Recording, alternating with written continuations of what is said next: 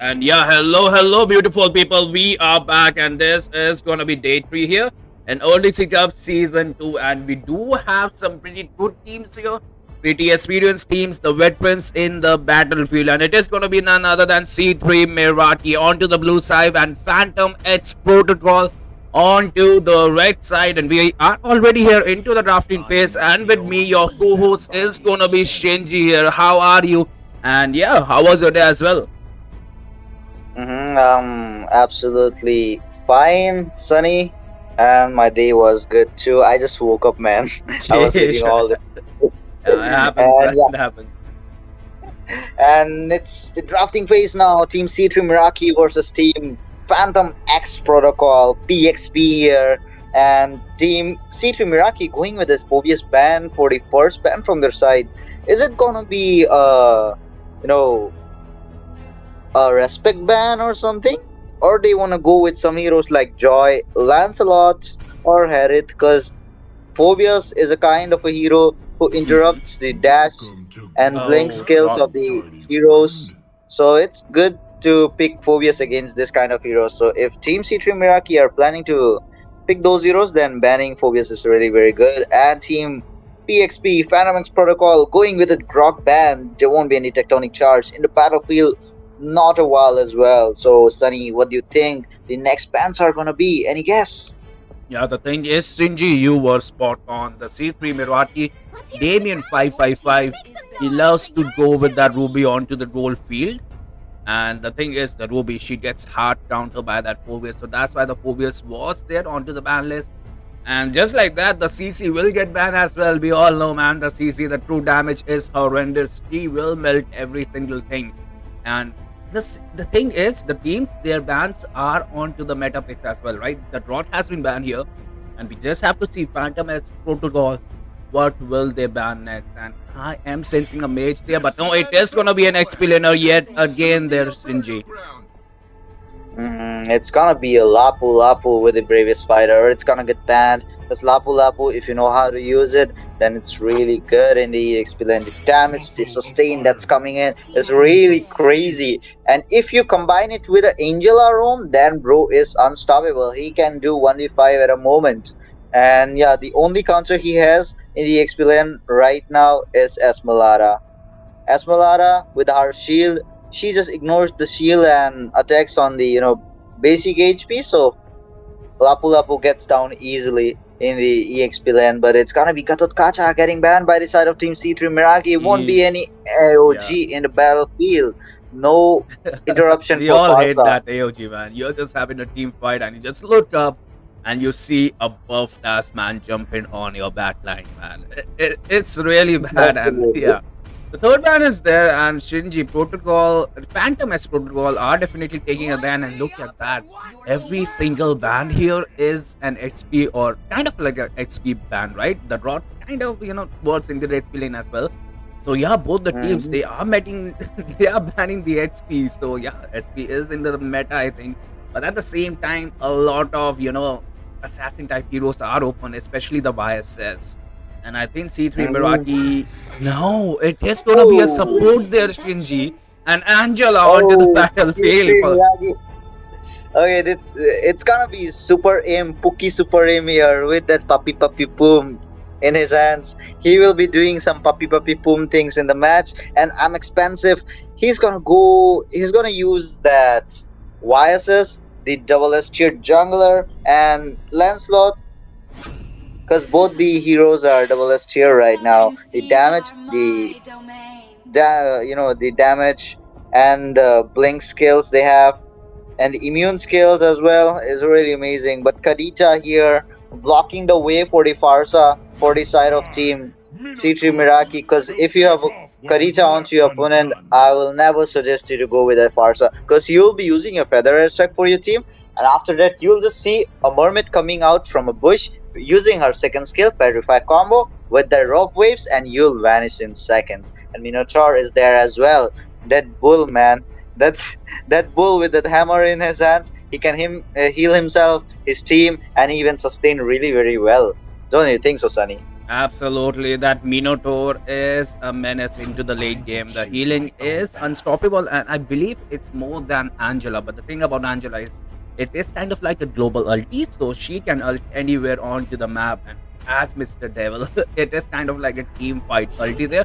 And at the same time, we are gonna see a Van Van there. So my prediction of Ruby was kind of off, but yeah, that explains the Phobius ban, right? Because you are taking a Van Van, and what Van Van does is she just gives that free passive to that Phobius. So it was all their master plan at the end of the day. C3 Merwati, they are, I think, thinking 2S ahead, but at the same time, Phantom S protocol, right?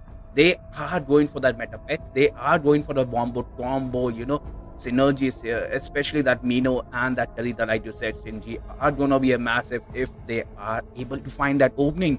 And even the Van Van, I don't think so can survive a perfect synergy because let's be honest, there's a petrified onto that Kalita, and there you go. The mid sitar is there as well. So every single hero is that wombo combo hero, that perfect synergy, and let's not forget the crowd control is there from Phantom S Protocol.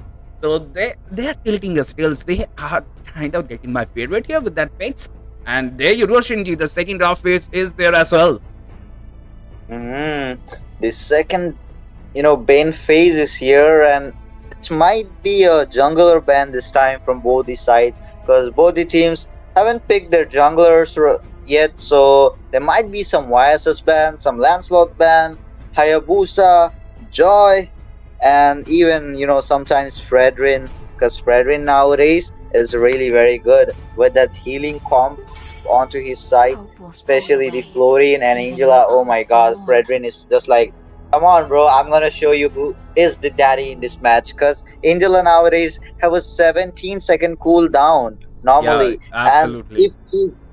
if she builds up the items like Enchanted Talisman and what do we call fleeting time, oh my god, she gets the 10 seconds cooldown. And just imagine Angela with a 10 seconds cooldown, in a minute she can spam her ultimate 6 times and enemy will be like, bro, do you even have a cooldown in your ultimate? Because the That's right. ultimate of Angela sustains like for Yeah, 15 or six 16 ultis. seconds, so it's gonna be really amazing.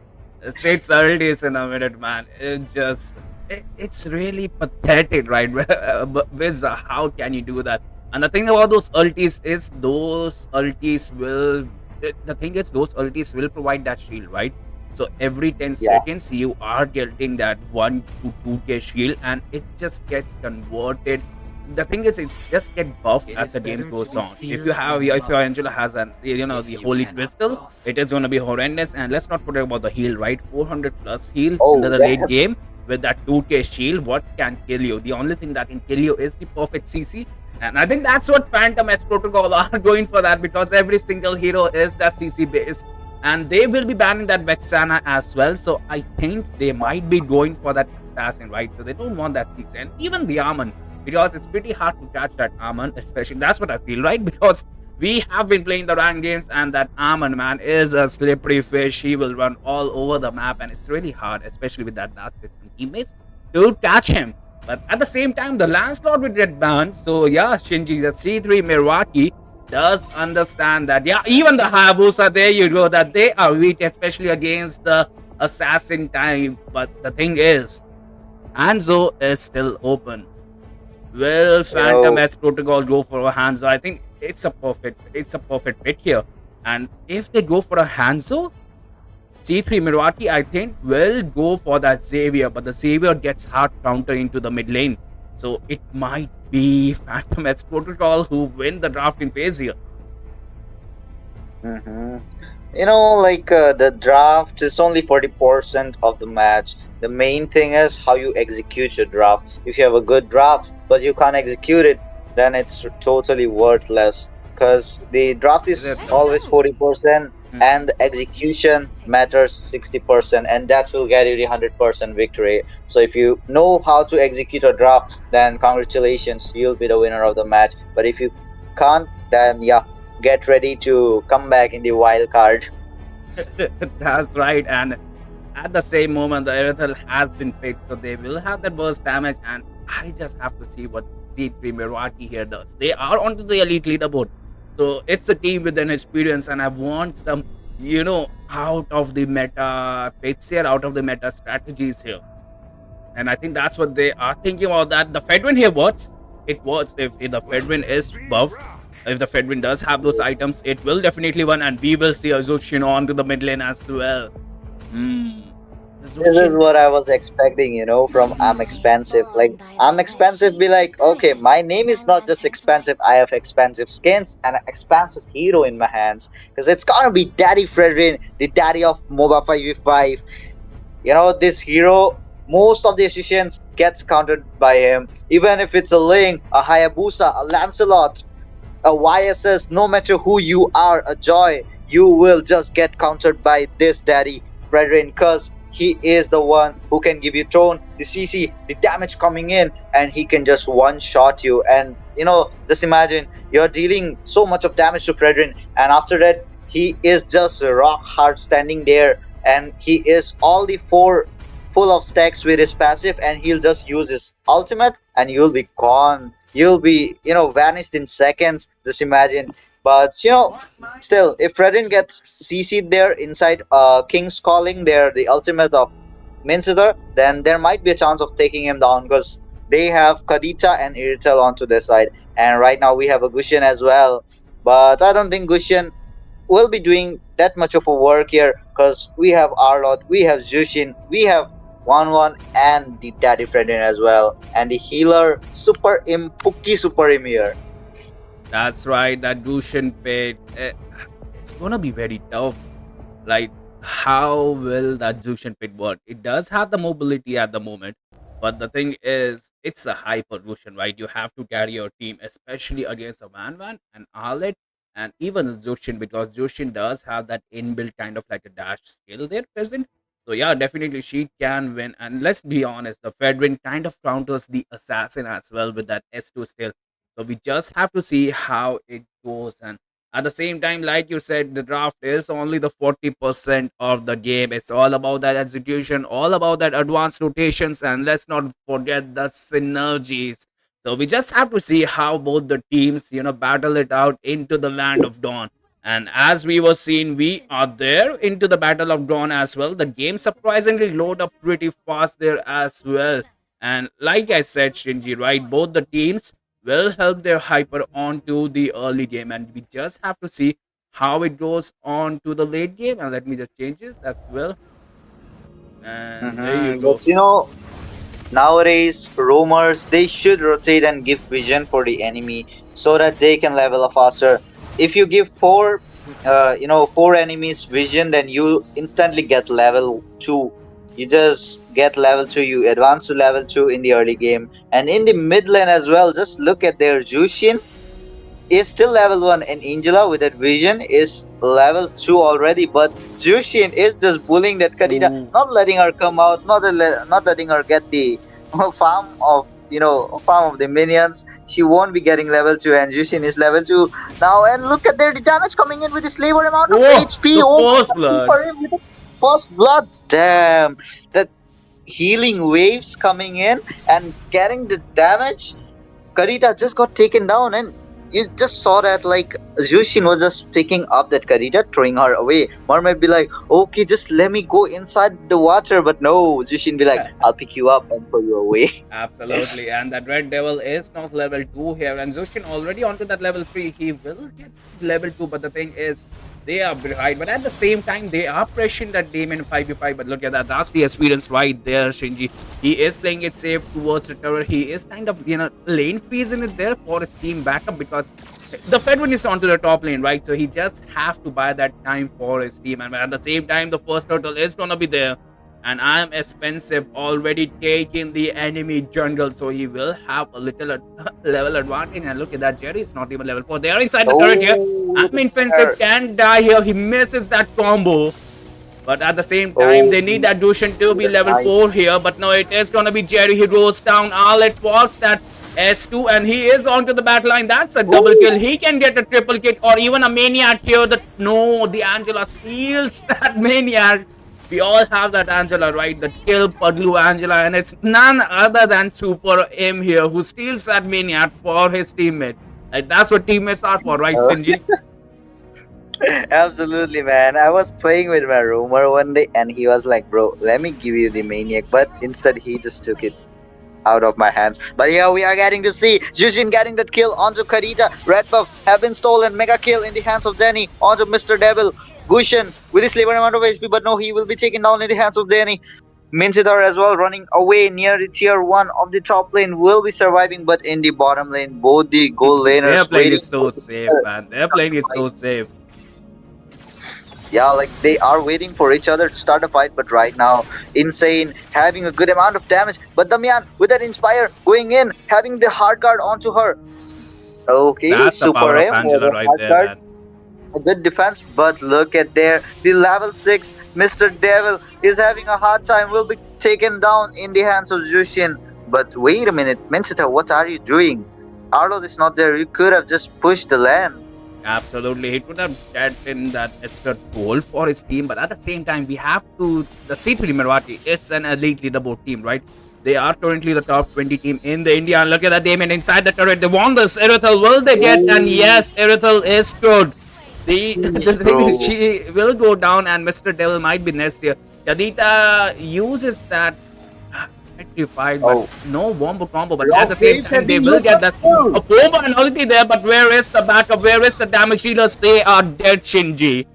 And yeah, that was a nice execution right there, Moba and ulti. But sadly, no damage dealers, and the second turtle will spawn as well here.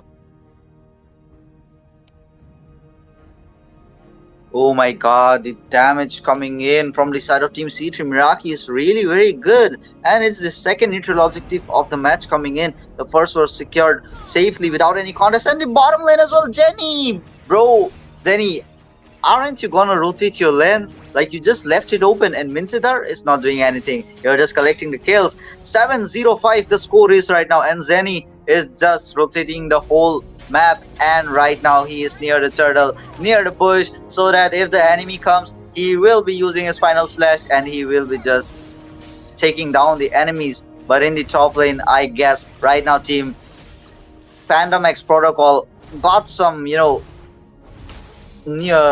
what do we say? Yeah, got some information that no one is here Okay, and we have to take it down. But look at there, bro. damage. Arlot is going in like a mad guy with that hard guard onto him, and bro is just sustaining so well with the damage. Killing spree in the hands of Jushin.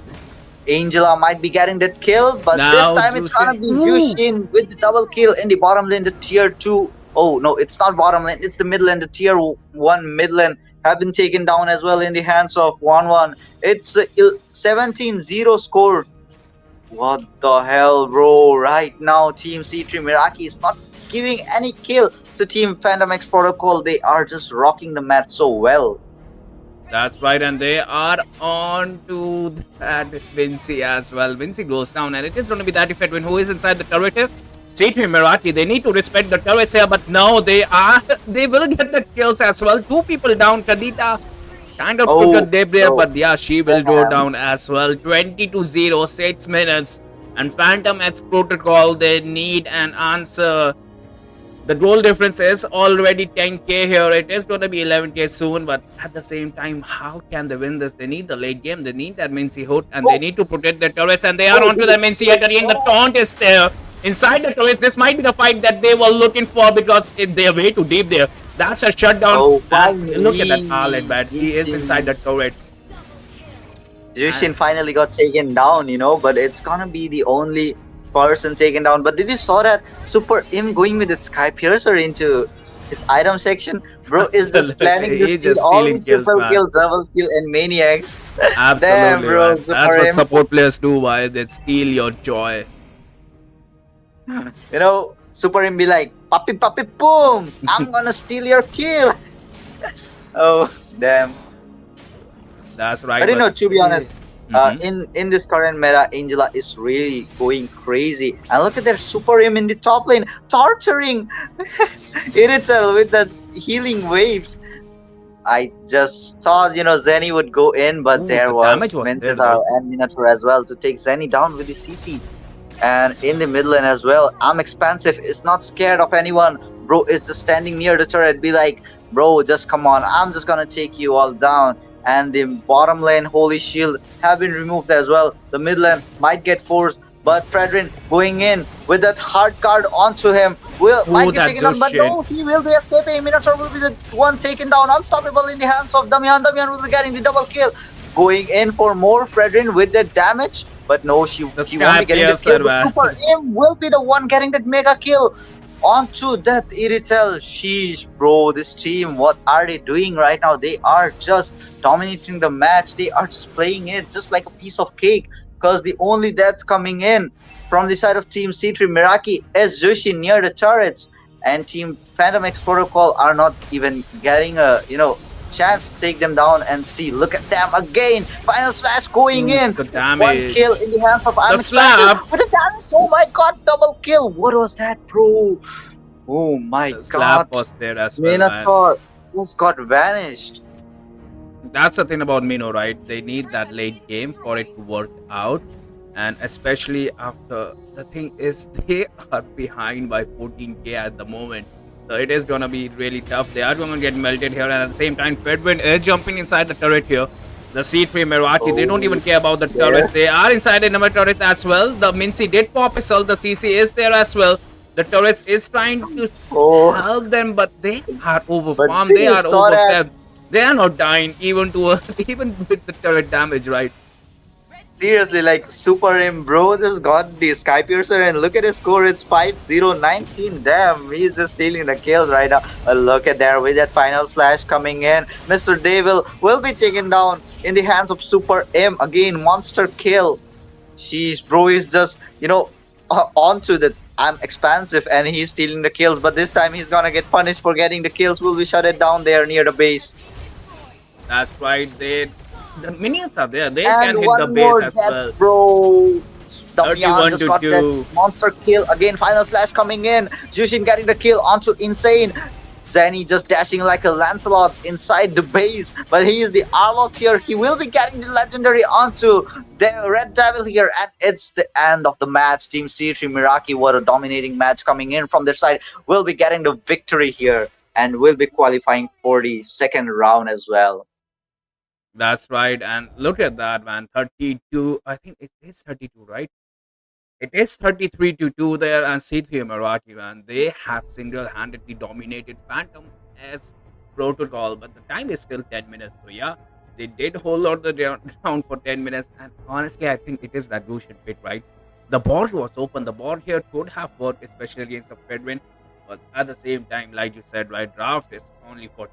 The institution is that what matters. And yeah, with that, we will be taking a break. The rival trivia is going to be there as well. So, draft that's juicy 10 diamonds. We are giving away 10 diamonds every 10 minutes. You just have to know about Moba 5v5, and those diamonds are yours. And yeah, we will be right back. Into the third position, best of three, the red team versus blue team. The blue team, Eternal Arc, and the red team, Essendra. So we also have a giveaway here. So stay attached till the game finale. We will be having a giveaway. And if you are new to the channel, if you are old to the channel, please like the stream, share, and comment your thoughts about the gameplay.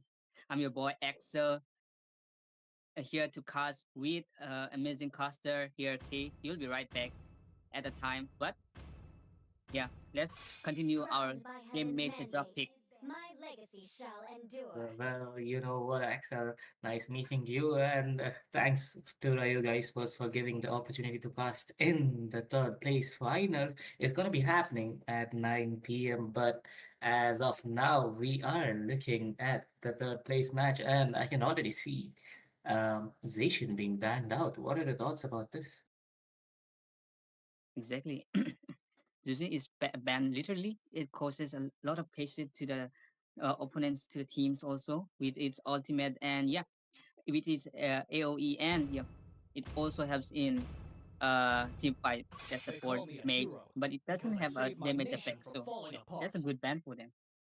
Well, actually, that is a good ban, as just mentioned. But then again, Team Ace banning out that, YSS. YSS is, calmly rising up in this meta. Absolutely. And here goes the Uranus. As a meta of EXP, he goes with like they banned the EXP meta right these days, but probably they could ban something that is uh quite pick up in the tournaments. So what are your thoughts? What they will ban right now? But I kind of think like they should go for, you know, the chunky EXP bands. Lapu is open, Granger is open, and even YZ is open as well. And we can't forget Kimi and Farsa, so anything might get banned out. The fire of battle never Okay, Yeah, but extinguishes. but Masha gets banned out. That's pretty interesting ban if I had to say. yeah. I have never seen a Masa ban before, but yeah, I think they don't want to give Masa or something like that. But banning Well, Masa is unexpected. yeah, exactly. As I said, it is kind of unexpected, but then again, I'm kind of interested in what is Blue Team gonna ban. Is it gonna be a Lapu or those burst potential mages Farsa? Okay, it Let them is play the the chunky hero. black dragon that I gets will be banned the out. truth this world desperately needs.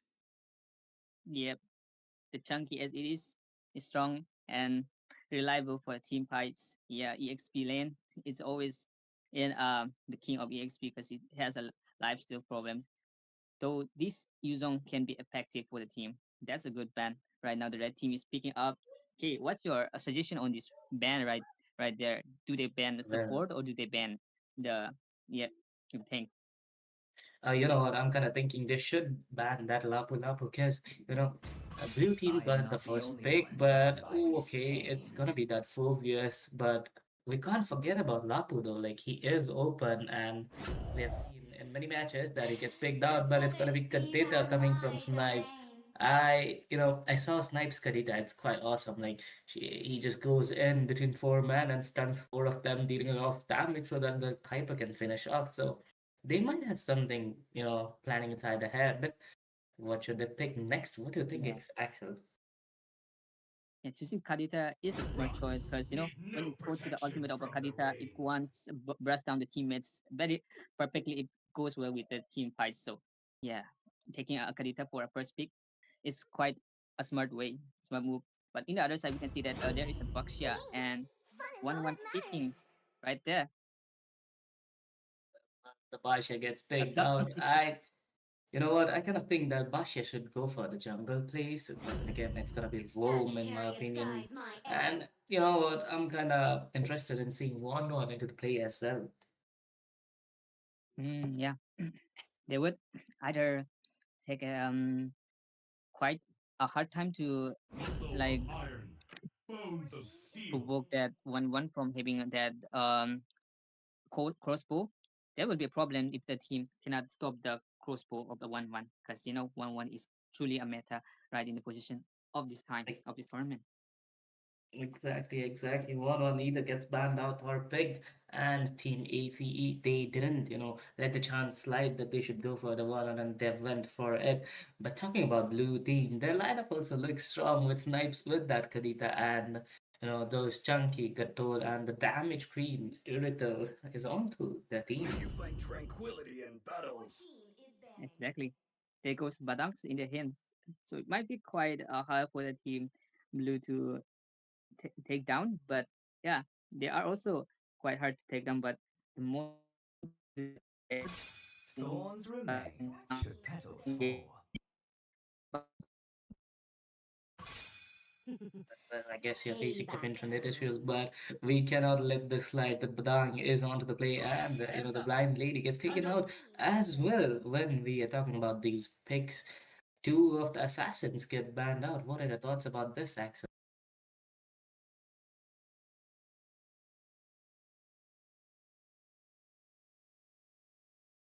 Yes, Axel will be right back. For now, I'll be taking on. I kind of think, you know what, team, these bands should be mainly focused on to the hyper potential, hyper and mages.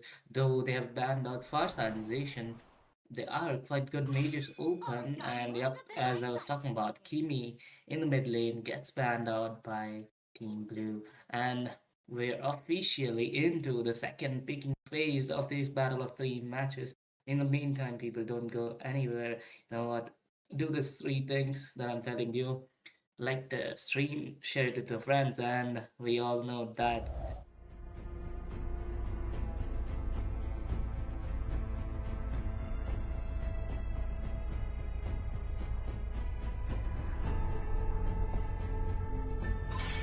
Thorns remain, should Your team petals is fall. picking.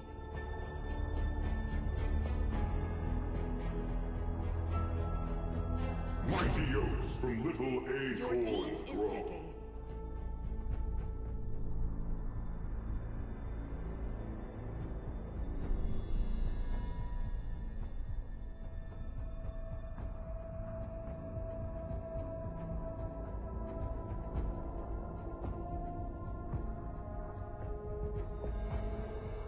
Experience the euphony of suffering. And yeah, hello, beautiful people. We are back, and this is gonna be match number 2, and it is between Stellar Dominators, I think. Wait, yeah, Stellar Dominators and Yidris Squad. The Yidris Squad is onto the left side. The Vyas is there. Reminds me of Yellowstone, but then again, it is what it is. And onto the right side, we have Stellar Dominators. And yeah, they are going with that ranger, they are going with that whale. We did miss the banning phase at the moment, but yeah, if you look at the banning phase, it is going to be Glue, it is going to be Angela, and it is going to be Drot. And at the same time, the Lancelot, Irithel, and the Zochin. Okay, the meta bans are there. It's it's a mix of that hyper, that mage, and especially that HP laners, because we all know the HP laners are a menace, especially into this meta. And let's be honest, the Yidris Squad here are going for that Kadita, that Belric, and that. Okay, what's that MM name? I'm forgetting that MM name, but let's be honest. It's an Ixia, yeah, an Ixia. And Ixia into this meta. I don't know if it's gonna work, but the Stellar Dominators, they are going for an Alucard here. The Whale and the Ranger. The Ranger is still in meta if you know how to play. And yeah, into the right games, I was kind of carried by the Ranger, but it is what it is. He didn't rotate much though, but he did carry the game onto the late game. But there you go, the Daddy Fedrin of Moba 5v5 has been banned here. So yeah, Stellar Domination. They don't want that CC. They don't want to get slapped by Fedrin. But at the same time, a Franco will get banned. That might have been a misban onto the moment, it seems like. And guys, how was your day? How are you guys? And are you guys excited for today's match? Just tell me about the day.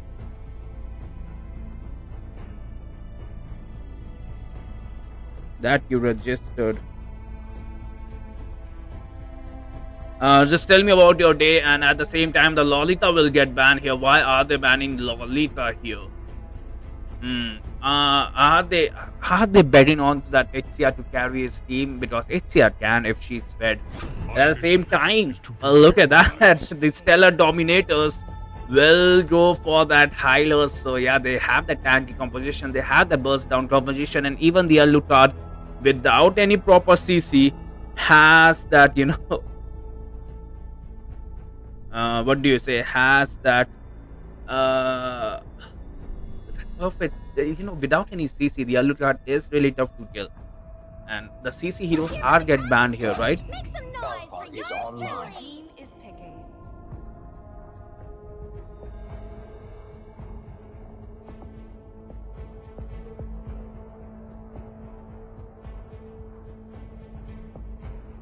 We will see two heroes that do provide the true damage, right? They have a CC, they have an alpha, and they will just provide massive true damage. But at the same time, the Lapu Lapu was open, even the Thamus, but they should go with the Borg. It feels like a Borg onto the XP lane will make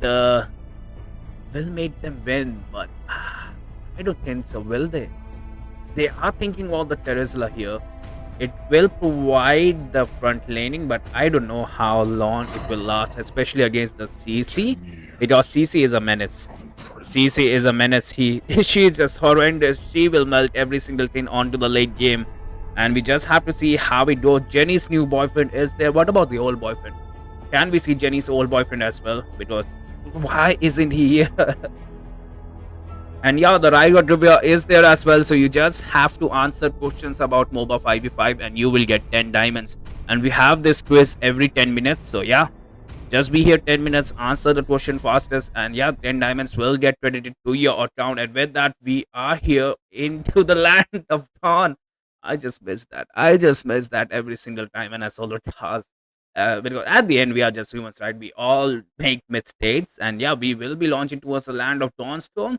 And it is going to be between Idris Rod versus Stellar Dominators. And we just have to see how both the teams perform, because let's be honest, the draft is only 40%, right? 40% of the game. The rest of the 60% depends on to your rotation, depends on to your synergies, depends on to your wombo combo, and depends, right? It's kind of like a luck factor as well, right? If you're checking the bush, if the enemy is there or not, because luck at the end is is important. It feels like, especially for me, I think it is a bit factor as well, especially in games like MOBA. But like they say, right? You make your own luck at the end. And here we are into the land of Dawn. Both the teams will help their respective hypers here. And the yellow card will start with the blue, so he will rotate onto the top lane. So will the alpha. The thing about the blue is, whatever buff you take, you won't have that buff when the turtle will spawn. So it is kind of dangerous. And both the teams are, look at the Velvet. He is going to be level 2 because he gets that vision. And even the Hylos is trying to do for that. But Velvet will have the level 2 way too earlier. So he will be able to harass the enemies here. Why, yes, here, that reminds me of Yellow Zone, man. I missed that team. That team was good. And at the same time, Sunny doesn't have melons. He got 2 cherries. What the fuck are you talking about, bhai? But at the same time, look at that. The later fight, they goes towards Stellar Dominators, and at the same time, they are harassing that El-Kati here. We hardly see a whale getting harassed, but it's the other way around, right? The whale will be hiding to a bush and he will just choke you up onto the air. And the Alucard is taking his red peacefully. The Velvet could have provided the vision, and the goal did goes towards that Apex with a triple X there. Okay. So HCR, the thing is, they did ban that Franco, they did ban that Lolita. So they wanted a safe playing field for that HCR here, and it kind of shows because she did steal that against 2 people. But we have to see, she has to be careful now. We have to see her skill level because the Alucard is there and she notices that she is going bad. She noticed the enemy is missing as well, and the turtle will spawn. So yeah, she did pass the first test there by our caster Sunny, and at the same time the Velvet gets onto the bottom lane, providing that vision. He did show to the enemies that yeah, we are onto the bottom lane. He can get melted down here. But at the same time the Alpha is level 4, right? So he will be providing that 2 damage, and so is the CC. They can get a kill onto that Venom. The Venom is onto the 1 HP. He was forced to use that flicker here. He is looking for the level 4, but the recall is the right answer. The Petrified is there as well. Kadita pops that ulti. Shane's goes down at the moment. Alucard is slow. And yeah, just like that, the Wire squad, Yeager's squad, will take the first turtle into a game. And the thing is, will that quench their thirst? Because the blue buff is there, Alucard is slow, and the Alpha is going there as well. But now he will retreat. He was thinking about that. Why? He was thinking about that at the moment, and if he would have initiated. But the thing is, there was no retribution, right? They invested the retribution onto the turtles. So that was a quite good decision in the moment of heat, it feels like. Because let's be honest, the discipline is one of the things, and look at that, the Tarnish Whaler is low onto that HP. The Belgrade did pop off his stealth and will revenge his friends. The score is 1-1, but the goal difference is already 700 because the turtle did go to the team YS Yeager squad. And at the same time, the CC is harassing the Teresla, the Venom, still recalling. Playing the man games, it is a mental game as well. It's all about the vibes. It's all about manifestation if you can get that win. And look at that, Asura Viran here. He wants that Al-Kaki to go down, but look at it. The Hylos is there to provide the vision. Will he check the bush? He did check the bush, but it's too late. It's a Kadita, man. She is the best assassin onto the mid lane in the current meta. There's a reason she gets banned into the ranked games, and that is there right there. And look at that. The HTR is playing it so safe. The Alucard is looking for an opening, and they might have cornered them, especially when they're 4v3 there.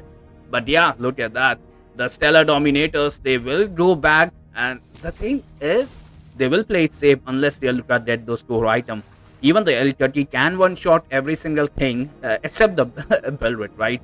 Except the Belvet into the late game. So yeah, the late game is your friend, but at the end, it is a momentum-based game as well. So how long can you protect your turrets when the enemy have the upper advantage is the real question. And just like that, the second turtle will get spawned here. So we just have to see how it goes. And look at that, they are harassing that Teresla. Venom pops that ulti, but it is gonna be that Dirty Wood who is gonna get cleaned right there. And the score is back to 2-2. Teresla is onto that low HP. He doesn't have that ulti, but he will be playing that bottom lane to get that extra HP, and he will be providing the vision as well. So the Belgrade might be in trouble. The hammer is swinging, but they are onto a timer, because if that CC joins into the battlefield, they will have a tough time. And yeah, Stellar Dominators should realize that Galne wali, and they should back down. At the same time, it says there to take the fight as well, so it was going to be a fight before. So good disciplines, good discretion from both the teams. Yellowcard is still trying to steal. The Belvet is there. He pops at ulti, 2-man ulti right there. And at the same time, and look at that, the Ranger, the sneaky boy, gets that turret onto the top lane. He will go back there to help his team. A beautiful team fight. The Retribution is there. The Kadita pops at ulti. Venom goes down. So will the Alpha. This is a fight. Stellar Dominations are winning. 4 people down. The Retribution and the Retrolls are there. That's a triple kill. 4 Shane's there. It's a high-lows, and they will get the turrets. 2 turrets down. 4 people down. And just like that, Stellar Dominers are back into the game. I think it was about that Ixia. Ixia should have let that turret fall down. Should have contested for the turtle and help his teammates at the moment here. And look at that, Stellar Dominations more and more. They are taking that blue buff at the moment as well. So they need to widen the gap. And Ixia just wasted his ult. Apex with the triple X. You cannot do this, especially into the Worst of 1 games. Every single weapon, every single skill is an arsenal for you. And honestly, I think the team YS, right, Yeager's squad, they are kind of playing so rudimentary right now. They need to up their rotations. They do have the Kadita, so they need to find that kill, and they are on to that Apex. The Whale gets that revenge as well. That's the power of L30, right? He is a Whale. He will assassinate you, and same goes for the Kadita. But Kadita, she does have that upper hand because she has that mobility and that survivability. As soon as you jump onto her, she's just gonna take a dip inside the water and runs away. But at the same time, look at that. She is hiding there. She is onto that Ranger, but Ranger is fast as fuck, boy. He gets that, and look at that. The Glorious Partner is there as well. They want that Asura Viren so tightly, but the stun is there, but the ulti gets popped onto that. Alucard is onto that Belvet. A 4-man ulti. It's a pop of the ult. Yidris is not going down without a fight. 2 people down. 2v1 trade is a good thing here. The gold gap is only 1.5k, and the CC is gonna be a menace. So is the Alpha, because they do provide that true damage. But right now, they need to shut down that Ranger. The Ranger is the one who will take the team down, and he just took down that Kadita as well here. You cannot do this. You cannot do this, Ranger. And even the Ixia can go down the Retribution. Alpha misses that Retribution. Stellar Dominators are dominating a game. And meanwhile, the Dirty Wood will take the Dirty Turret down onto the bottom lane. So yeah, both the teams are, they are playing back and forth here. They just needs a one perfect wombo combo. And I think it is going to end there, right there. And at the same time, look at that Teresla, man. He is recalling to nobody. He's recalling onto the minimap to provide that mental pressure right there. They want, the thing is, if we just, I don't know, if they initiate onto that, look at that. Look at that initiation. They really want that CC. But the Velric is there, the minion is there, the turret is there. And they will fall back. That was a flicker wasted, but at the same time, the turret goes down. So at the end, it was good. And they are onto that Belvet. You don't want to fight the Belvet. The Belvet pops that ulti. That's an ulti getting wasted right there. And they want more. They are onto that Alpha here. Okay. Oh, they are onto that Alpha here. And now look out, will take the red buff. He's taking every single thing. He took the turtle, he took the red buff, and look at that Kadita. We all saw that, but it happens to the best of us. But Look at that Apex with the beautiful El Teresla on science the turret, but I think it is too much. That's a double kill. Even the Ranger threw that CC onto that El Turkey can get the kill. She needs that one more dash, but no. It kind of feels like the throw here. Stellar Dominators, you cannot give your enemy a chance to come back. Especially when they have a true damage heroes made for the late game, made to melt the tankier heroes. This might look like a throw here. This might be a throw.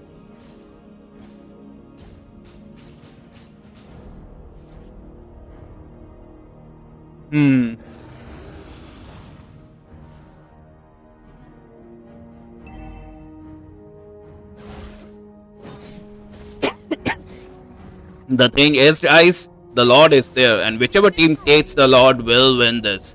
And at the same time, Alucard taking all the buff. El Turkey gets that Holy Crystal, so his power spike, the snowballing capabilities are way higher. He is 519. He did get offended by that Kadita, outplaying him onto that. And at the same time, they are onto that Dirty Wood. Dirty Wood goes down. Ezia did pop off his ult. This might be bad because, guys, the Lord is there. And it's gonna be 4v3 without the utilities ability. Did pop off his ult, but there is no follow-up. It's gonna be very tough there. But at the same time, look at that. The skill is there. The damage was there as well. The Tarnish Whalers goes down, but the enemy, the Stellar Dominants, are looking way too weak here. But they will take the Lord here. The Alpha is choking up the damage of the Ranger. They are trying to steal that. YS, will they able to do that? They need that Ranger choking them. And at the same time, it is gonna be the Kadita who saves the game. She steals that Lord for their team. A shimmer of hope is there. And that's the thing about Moba. It is gonna be that Asura Viran who steals that Lord right there, giving their teammate a chance into the team fight. The Alpha was just the bait, and that Kadita was the main target, man. And yeah, look at that. The Lord is marching. That's a hard-earned Lord right there. What a move by Kadita players, man. Kadita players can change the whole game at the moment, it seems like, man. And at the same time, look at that. The taunt was there. It's a did pop of herself. She does. She has a no. She has a sprint. A sprint onto that. I think it should be a flicker right there. Sheesh. Caster, you need a girl partner to spice it up. Provide me a girl caster, bhai. Girl caster. If there, shout out to any girl casters. If you guys are there, just hop onto Driver Discord and yeah, just cast with me, guys. Even the public wants you guys. And at the same time, look at that engagement there. Stellar Dominators have enough with them. They want to end this game here. 2 people down. But look at that. The super minions are onto the mid lane. The turrets are falling down. So that Lord really hit them, right? That Lord really provided that true damage. But Kadita, man, she is forever the MVP, especially into my heart. Sheesh. Bring Nomi for casting. I don't know, man. She was busy, and the thing was, even in the last tournament, right? She wasn't able to provide to cast. And I think she is inactive onto the casting scene as well. A lot of people are. And I just got a message, and hello, sir, as well. We just have to see how it goes, right? Stellar Dominations, they do have the upper hand here. Their MM is playing wonderful. The mid lane is playing wonderful, but they are lacking something. I don't know. Are they lacking something to close the game? Or it is just that Kadita who stole that win, right? They stole that win because she did buy his team 4 minutes, right? And the next Lord, they are gonna be, they have that mental pressure that the Kadita can be anywhere. So they will be checking the bush, and look at that. The Kadita, she is all over the map. She is onto the bottom lane, trying to find that alone hero there. And at the same time, man, they do have the Leto. And look at that. It is going to be Dirty Wood who goes down. These assassin type. And look at that. Will they go towards the Asura Veer and they show off him? The recall was there, but I don't think so as well. But not enough damage at the well. Kadita can go down. It's a 5-man people. I have seen that before. And just before the Lord. So this is bad. The only Lord Sealer has gone down. It's a 5v3. The Lord is there. They need a perfect ulti there. The Belgrade did pop off his vengeance way too early there. They did pop off the ulti as well. The true damage is not enough, and 2 people goes down. Ryul is gay, bhai. He's gay as shit. And at the same time, they are on to the Hexia, but the Hexia, man, he barely recalls back. So that was good, but Stellar Dominators will not miss this chance. They will secure the Lord as well. Fuck you, Ryu. And at the same time, he didn't consume mana. He does consume mana, by every single thing does consume mana. And at the same time, look at that, by Asura Viran is there. She will be clearing the mid lane here. And I don't think so.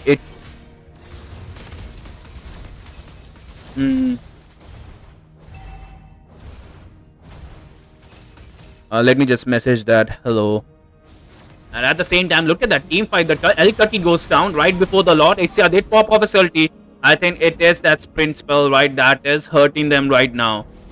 And we just have to see how it goes, because the Lord didn't manage to hit the turret. The inhibitor turrets are still standing here. And we just have to see.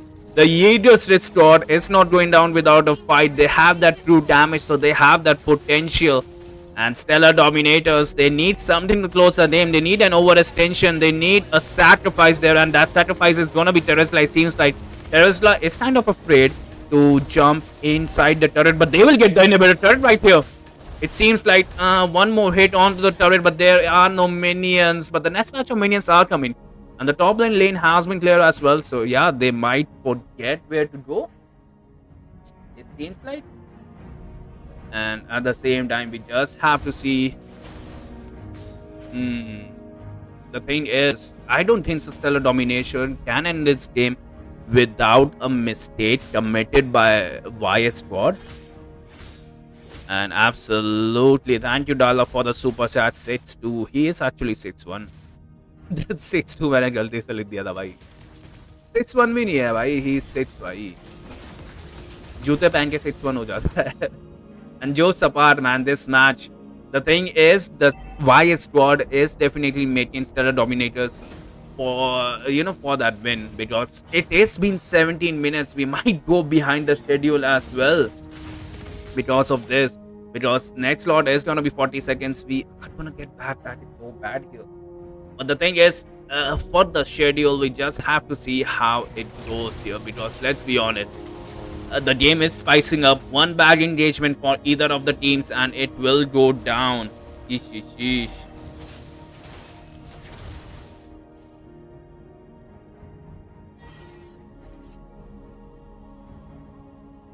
And we do have to see.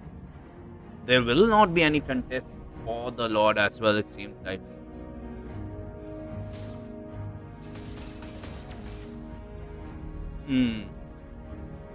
The Ranger is checking the bush, so they do know where the Belrit is.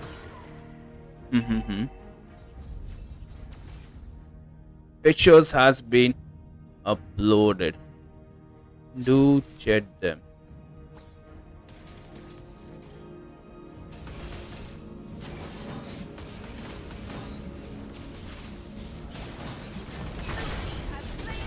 And look at that, the Alpha gets the Lord, the Kadita pops them. And they are looking good here. But the minions onto the bottom lane is gonna be horrendous. Will they able to secure this, because the turret are done. Let me look into it just a moment.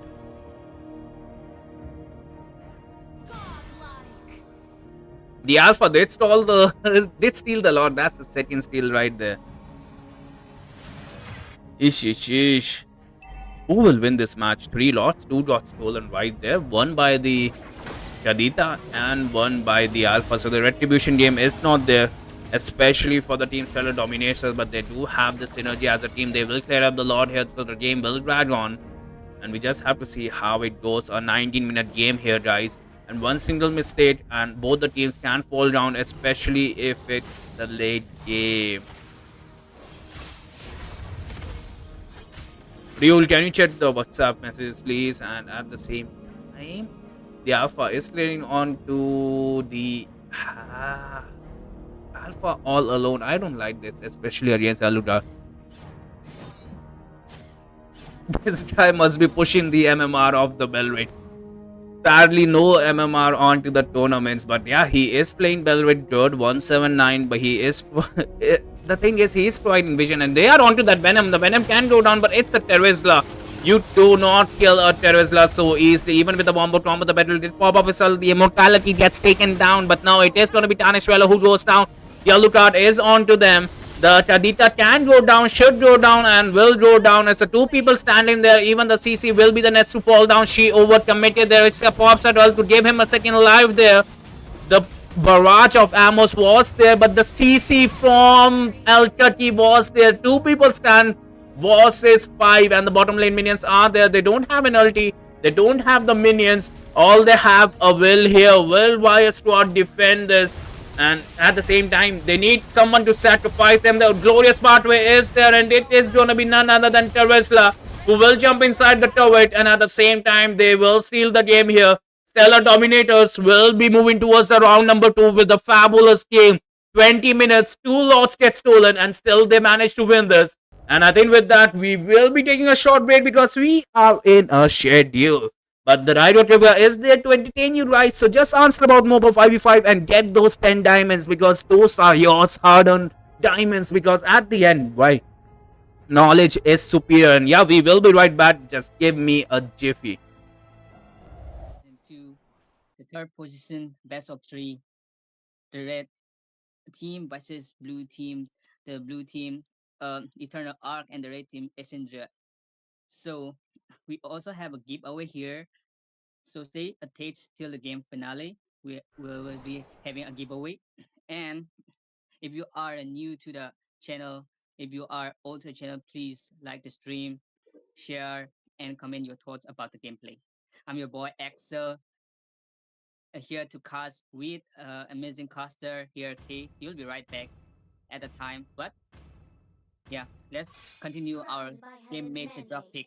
my legacy shall endure. Well, you know what, Axel? Nice meeting you, and thanks to you guys first for giving the opportunity to cast in the third place finals. It's gonna be happening at 9 p.m. But as of now, we are looking at the third place match, and I can already see Zacian being banned out. What are the thoughts about this? Exactly. Using is banned literally. It causes a lot of pressure to the opponents, to the teams also with its ultimate, and yeah, with its AOE, and yeah, it also helps in team fight that They support call me a mage, hero but it because doesn't I have a saved my damage nation effect. from So falling yeah, that's a apart. good ban for them. Actually, that is a good ban, as you mentioned. But then again, Team Ace banning out that, YSS. YSS is, calmly rising up in this banana. Absolutely. And here goes the Uranus. As a matter of EXP, he goes with like they ban the EXP meta right these days, but probably they could ban something that is uh quite pick up in the tournaments. So what are your thoughts? What they will ban right now? Well, I kind of think like they should go for, you know, the chunky EXP bans. Lapu is open, Granger is open, and even YZ is open as well. And we can't forget Kimi and Farsa, so anything might get banned out. The fire of battle never Okay, Yeah, but extinguishes. but Masha gets banned out. That's pretty interesting ban if I had to say. yeah. I have never seen a Masa ban before, but yeah, I think they don't want to give Masa or something like that. But Well, banning Masa is unexpected. yeah, exactly. As I said, it is kind of unexpected, but then again, I'm kind of interested in what is Blue Team gonna ban. Is it gonna be a Lapu or those burst potential mages Farsa? Okay, it Let them is play the the chunky hero. black dragon that I gets will be banned the out. truth this world desperately needs. Yep, the chunky as it is strong and reliable for team fights. Yeah, EXP lane. It's always in the king of EXP because it has a lifesteal problem. Though this Yuzong can be effective for the team. That's a good ban. Right now the red team is picking up. Okay, what's your suggestion on this ban right there? Do they ban the Well, support or do they ban the yeah the tank? you know what? I'm kind of thinking they should ban that Lapu Lapu because, you know, Blue team got the first pick, but ooh, okay, it's gonna be that Phobius. But we can't forget about Lapu though. Like he is open, and we have seen in many matches that he gets picked out. But it's gonna be Kadita coming from Snipes. I saw Snipes Kadita. It's quite awesome. Like he just goes in between four men and stuns four of them, dealing a lot of damage so that the Hyper can finish off. So they might have something, planning inside their head. What should they pick next? What do you think, Yeah. Axel? Yeah, choosing Kadita is a smart choice because when you go to the ultimate of a Kadita, it once breath down the teammates very perfectly. It goes well with the team fights. So yeah, taking a Kadita for a first pick is quite a smart move. But in the other side, we can see that there is a Baxia and Fun is all 1-1 that matters. picking right there. The Basha gets A picked tough out. You know what? I kind of think that Basha should go for the jungle place, but then again, it's gonna be Rome in my Sagittarius opinion. guides my arrow. And you know what? I'm kind of interested in seeing one into the play as well. Yeah, they would either take quite a hard time to Muscle of like iron, bones of steel. provoke that 1-1 from having that crossbow. There will be a problem if the team cannot stop the crossbow of the 1-1 because 1-1 is truly a meta right in the position of this time Like, of this tournament. exactly. One either gets banned out or picked, and Team ACE, they didn't, let the chance slide that they should go for the one, and they went for it. But talking about blue team, their lineup also looks strong with Snipes, with that Kadita, and those chunky Gatol and the damage queen Irithel is onto their team. May you find tranquility in Your battles. team is banning. Exactly. There goes Badangs in the hands. So it might be quite hard for the team blue to take down, but yeah, they are also quite hard to take down. But the more Thorns remain Your should team is petals banning. fall. Well, I guess you're facing some Payback internet time. issues, but we cannot let this slide. The Badang is onto the play, and the blind lady gets taken Your out team as well. When we are talking about these picks, two of the assassins get banned out. What are your thoughts about this, Axel?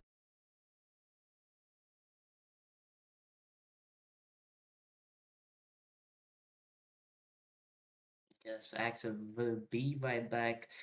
For now, I'll be taking on. I kind of think, you know what, team, these bands should be mainly focused on to the hyper potential, hyper and mages. Though they have banned out fast organization, they are quite good mages open. Got And wind yep, up in my as I was talking sights. about, Kimi in the mid lane gets banned out by Team Blue, and we're officially into the second picking phase of this battle of three matches. In the meantime, people don't go anywhere. You know what? Do these three things that I'm telling you. Like the stream, share it with your friends, and we all know that there are some giveaways going on. So don't forget to participate, and you'll be told how to participate in this. But then again, it's the first pick. Sorry, the first pick of the second picking phase from the red team. What are they gonna pick? Absolutely, K here, and honestly, a Novaria here for the Star spotted AS A. Your Esports. team is Are we picking. going to see a Novaria? The thing is, I think that his esports, right? They kind of are in a pickle right now. They are banning those hypers here, so they want their backline to be safe. And even after banning those dashing hypers here, they will go for a safe mage, a Novaria. It's quite hard to catch a Novaria. And are we gonna see a Franco hyper?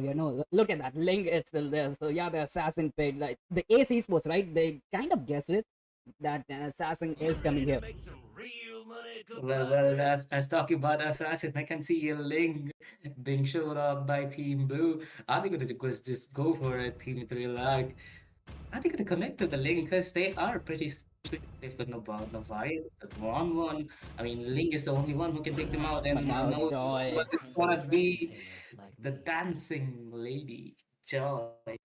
the Joy with the Franco there. So the thing is right now, the team Ace Esports, they cannot go for their hyper as well.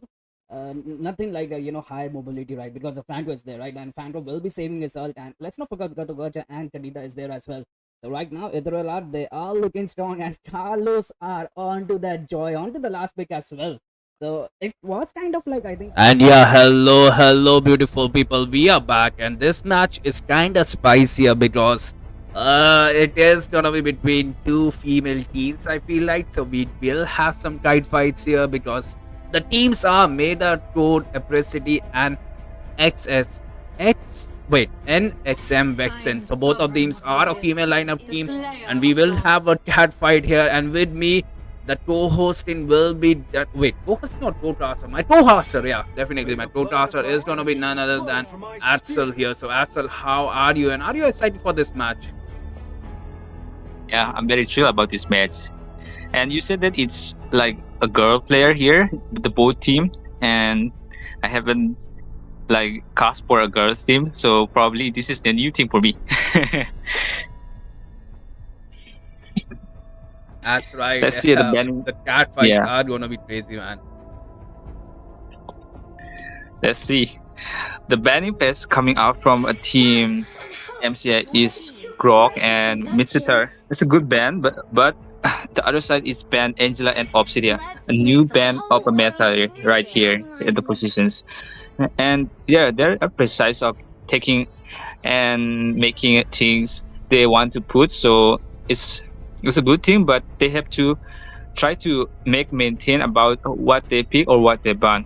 If they pick a little bit slide off away, like they are banning a different that the hero they are not in the tournament also, that would be a problem. Thorns remain. That's right, but look at the bands, like you said, these are the meta bands here. I don't know about the Obsidia, but still, it is their preference, and we will have the first pick here for Mega City Code Apricity. Mega Code Apricity. How do I spell it? MCA. I'm just gonna tell them MCA there. And they even banned that Mincy, so they are, I think, kind of going for that high mobility hero here. But at the same time, the Lancelot got banned, so I don't think so. The Vixens had that in the mind. But at the same time, we will see that Minotaur there, that Mithun from AP. And if you guys know Mithun, hit the like button. But at the same time, Axel, a Mino here into the current meta. What do you think? Let's hear from the crowd. Make some noise. Yeah, it's gonna be chunky. They pick up Mino at their hand because it's gonna be like a front line. They could help out a lot because of the healing pressures and also with that mage coming back line. It will be an like a problem when it comes to Minotaur. It can be like harass a lot with its ultimate. And now in the right side of the like, it's good pick. And NXM Vixens they pick a CC for melting and Irritel for run up. So probably good enough, and they are doing the respect pick here. That's right. And Shinji, like you said, the CC is there.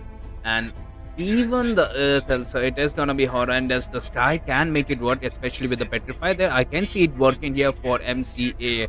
We just have to see how they hit the Wombo combo. But I am loving the pick of the Zushin and even the Phobius because it will be the front laner here. The Dragon and the Phobius here works perfectly because let's be honest, they are there the perfect sandbags and they will have that support, but not the Arlet. The Arlet is there onto the XP lane there, Shinji. Yeah, exactly.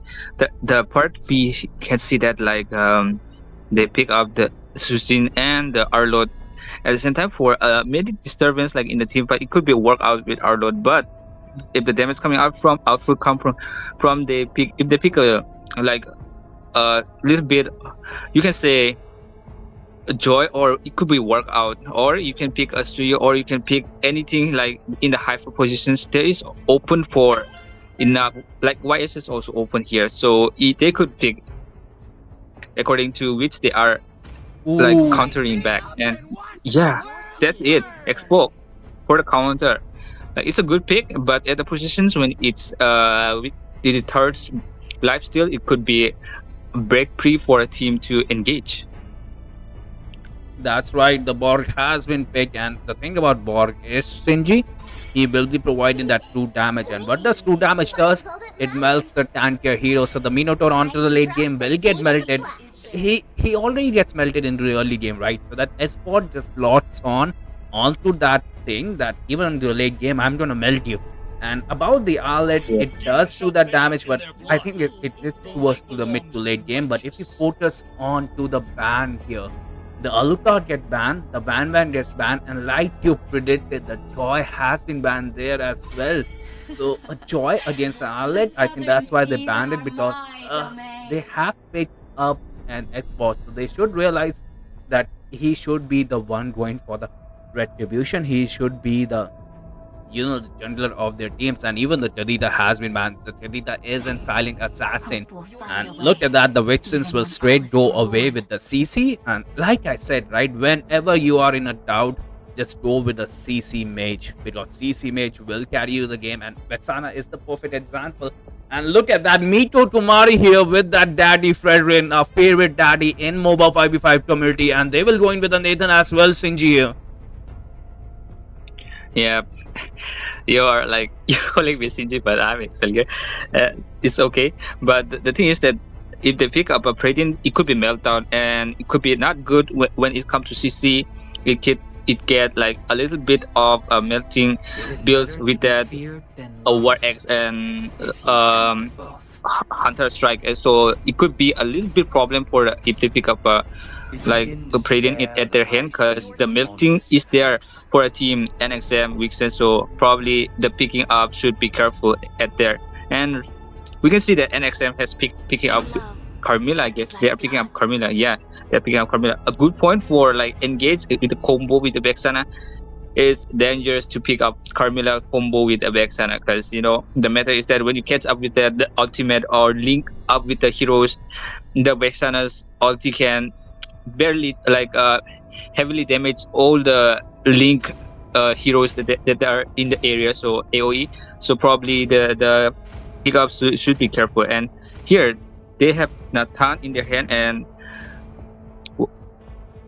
yeah, they have Nathan in their hand, so could be a good pick for melting up with the back line for the front line for Minotaur. So yeah, the Amon pick is quite strange but weird, but yeah, I don't know, it could work, but let's see in the game. I'm thrilled about this. That's right, and we just have to see how the synergies are gonna be there, and even the high rotation, right? And we just have to hope that whichever team Yeah. plays will have that will have that synergy, because both of the teams, they have picked up the heroes that depends on to your teammates as well.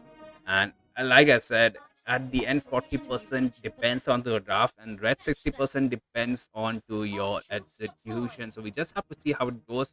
And we are here onto the land of dawn as well, Stingy. So we just have to see how the both teams compete, especially when there is a Carmilla, because a one single ulti can change the whole game. Yeah, that's true.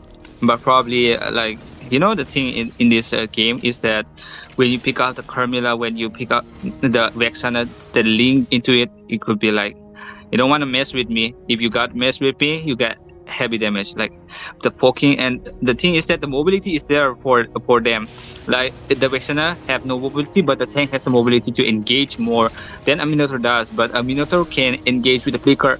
I think he bought a flicker. Yeah, he bought a flicker, so he could be engaged at the right time at the positions. But Nathan will be a little bit disturbed at poking at that Irrital. So mainly the Irrital would have advantage there, but probably Nathan should be careful about that. So this time they're just poking around. The engagement is going on the mid lane. So they're trying to pick up the blue buff right here, Sunny. That's right. They were trying to steal that, and especially after Yeah. the recent patch, right? The roles they got the buff, so yeah, they will have provide the vision there, and that's why they are doing that. The Camilla was there. And at the end, right? Even if they did the blue buff, is a double wombo. You get the enemy buff, you stall the hyper, and we might see a fight here, Sinji. The fight, no, the armor. He misses. Not even the misses. The tankiness of the Panda was onto 5. He is onto that full HP as well. And the turtle will spawn here as well, Sinji. It's gonna be hard to control if they not bet that skills out for the early mates, because the turtle is coming up and they are in the rundown. I guess here the CC is having a lot of potentials, giving out the damage for that our load, but probably the help fullness of that Susin is there. So it could be a little bit there is a problem there for Minator, and he's gonna be, I guess, yeah, he was just about to close, like he was gonna hit back from the game, and they could not contest a turtle without the thing. So it will be go up to NXM, or they will try to make a lane for this, I guess. Okay. That's right, and look at that. The Blood of Toss gets connected, and even the Vetsana pops that ulti. Double kill there. Will they able to get that triple kill? And they want more. The damage is there from the Vetsana. The internal Lord is there as well. Carmilla low HP, but the Lord is still fighting. It is onto that 1 HP, and she will get that triple kill, but I think the timer did pop off there. And at the same time, they want more. They want more. The Mega MCA wants more. They are going for that red buff as well, but not before they did that harlot here. And look at that. The last Insanity gets pops up. The Mino can get melted here as well, because let's be honest, it's an early game Mino, and he goes down. They are taking kills left and right, and they are even stealing the buff here, Shinji. Yeah, of course, they would easily steal their buff, because the melting is there. So probably they have a right hand pick for now, and NXM is going out because they need late game potential. But the late game potential is not for us using there, because it can give a little bit of the stuff for the team. But the thing is that Carmilla can engage out and stun him at the positions, and when the team came, it could be a link for the team. So I think the pickups and positions here, the control here is just to maintain and not to give a slight mistakes for the team MPA. Okay, there goes in. Minotaur is out. That's right. The Minotaurs, he get melted. He get melted yet again. Yeah. At the same time, they are onto that Meso.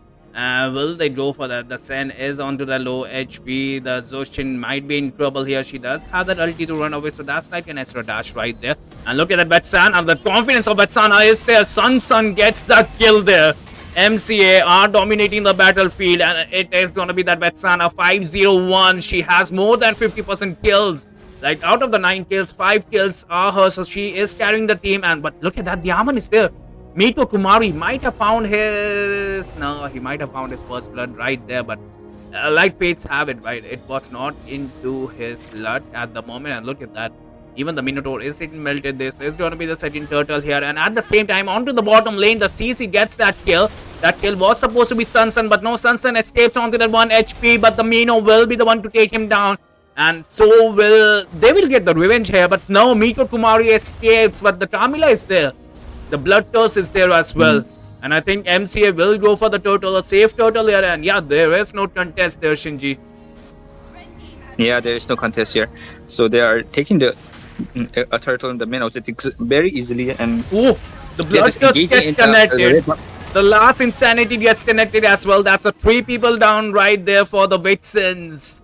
They are in a pickle right now. They need answers for this Mombo combo, and I don't think so, Shinji. They have an answer here. What do you think they can do? The Nathan is there, right? The Nathan can carry the team.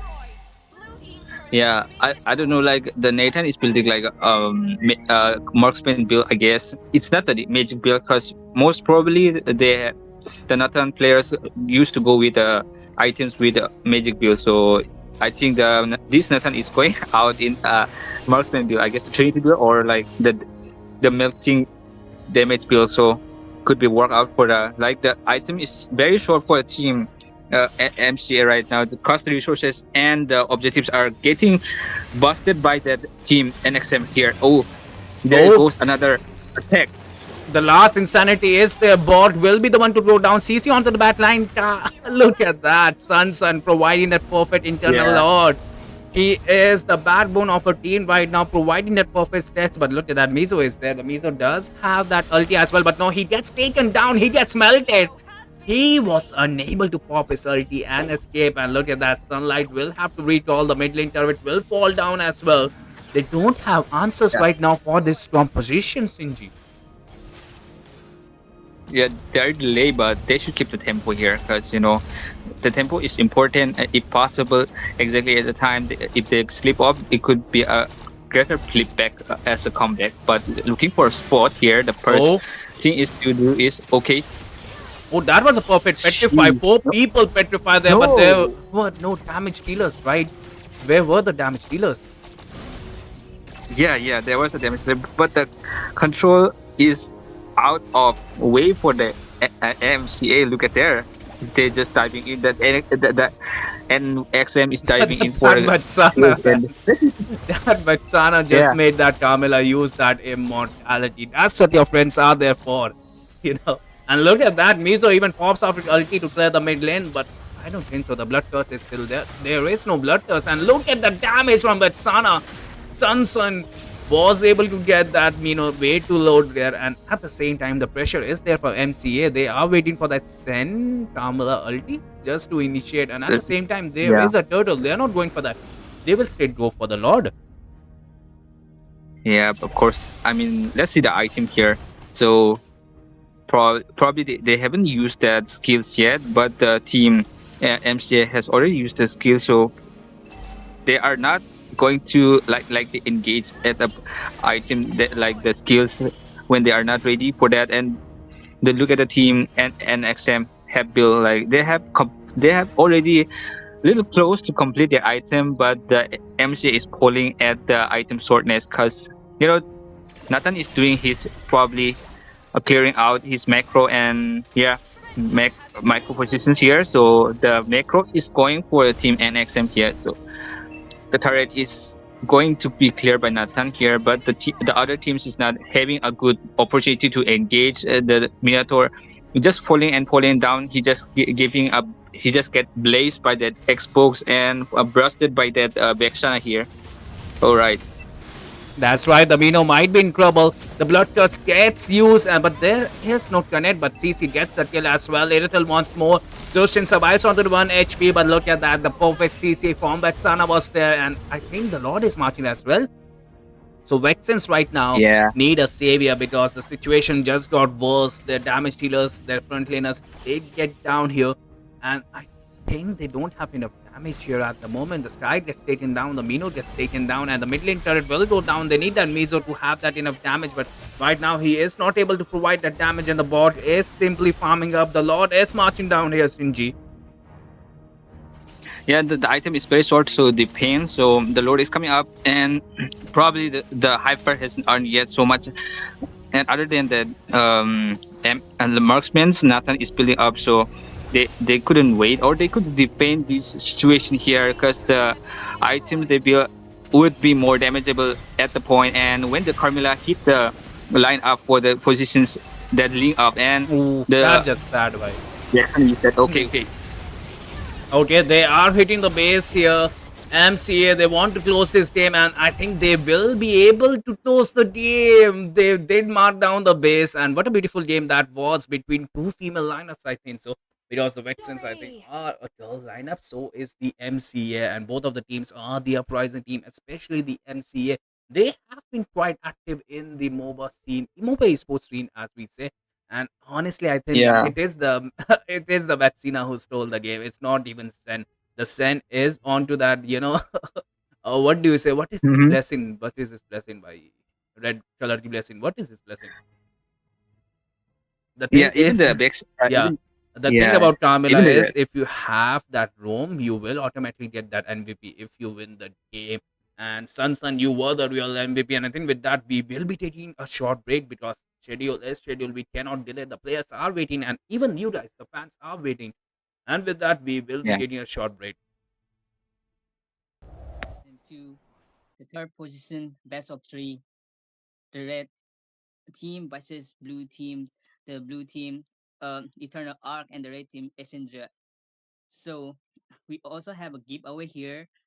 So stay attached till the game finale. We will be having a giveaway. And if you are new to the channel, if you are old to the channel, please like the stream, share, and comment your thoughts about the gameplay. I'm your boy Axel, here to cast with amazing caster here, K. He'll be right back at the time. But yeah, let's continue our Crowned by game heaven's major drop mandate. pick. My legacy shall endure. Well, you know what, Axel? Nice meeting you, and thanks to you guys first for giving the opportunity to cast in the third place finals. It's gonna be happening at 9 p.m. But as of now, we are looking at the third place match, and I can already see Zacian being banned out. What are the thoughts about this? Exactly. Using is banned literally. It causes a lot of pressure to the opponents, to the teams also with its ultimate, and yeah, with its AOE, and yeah, it also helps in team fight that They support call me a mage, hero but it because doesn't I have a saved my damage nation effect. from So falling yeah, that's a apart. good ban for them. Actually, that is a good ban, as just mentioned. But then again, Team Ace banning out that, YSS. YSS is, calmly rising up in this meta. Absolutely.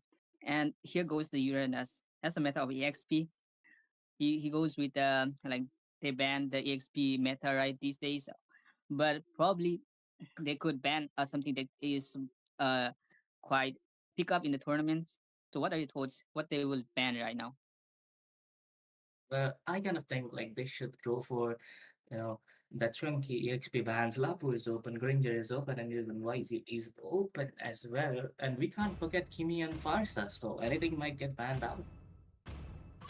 The fire of battle never Okay, Yeah, but extinguishes. right. but Masha gets banned now. That's pretty interesting ban if I had to say. Yeah. I have never seen a Masa ban before, but yeah, I think they don't want to give Masa or something like that.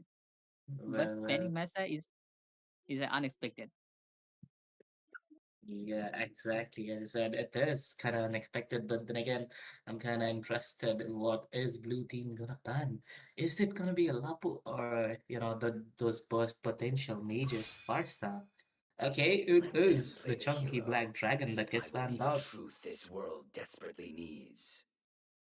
Yep, the chunky as it is strong and reliable for team fights. Yeah, EXP lane, it's always in the king of EXP because it has a lifesteal problem. Though this Yuzong can be effective for the team. That's a good ban. Right now the red team is picking up. Okay, what's your suggestion on this ban right there? Do they ban the Well, support or do they ban the yeah you think? you know what? I'm kind of thinking they should ban that Lapu Lapu because, Blue Team I am got the not the first only pick, one bound but by oh, these okay, it's gonna chains. be that Phobius. But we can't forget about Lapu though. Like, he is open, and we have seen in many matches that he gets picked The out, but it's gonna seven be seas Kadita are coming from my Snipes. domain. I saw Snipes Kadita. It's quite awesome. Like, he just goes in between four men and stuns four of them, dealing a lot of damage so that the Hyper can finish off. So they might have something, planning inside their head. What should they pick next? What do you think, Yeah. Axel? Yeah, choosing Kadita is a smart choice because Need when no you go to the protection ultimate of a from the Kadita, it rain. wants breath down the teammates very perfectly. It goes well with the team fights. So yeah, taking a Kadita for a first pick is quite a smart way, smart move. But in the other side, we can see that there is a To Baxia me, and fun is all 1-1 that matters. picking right there.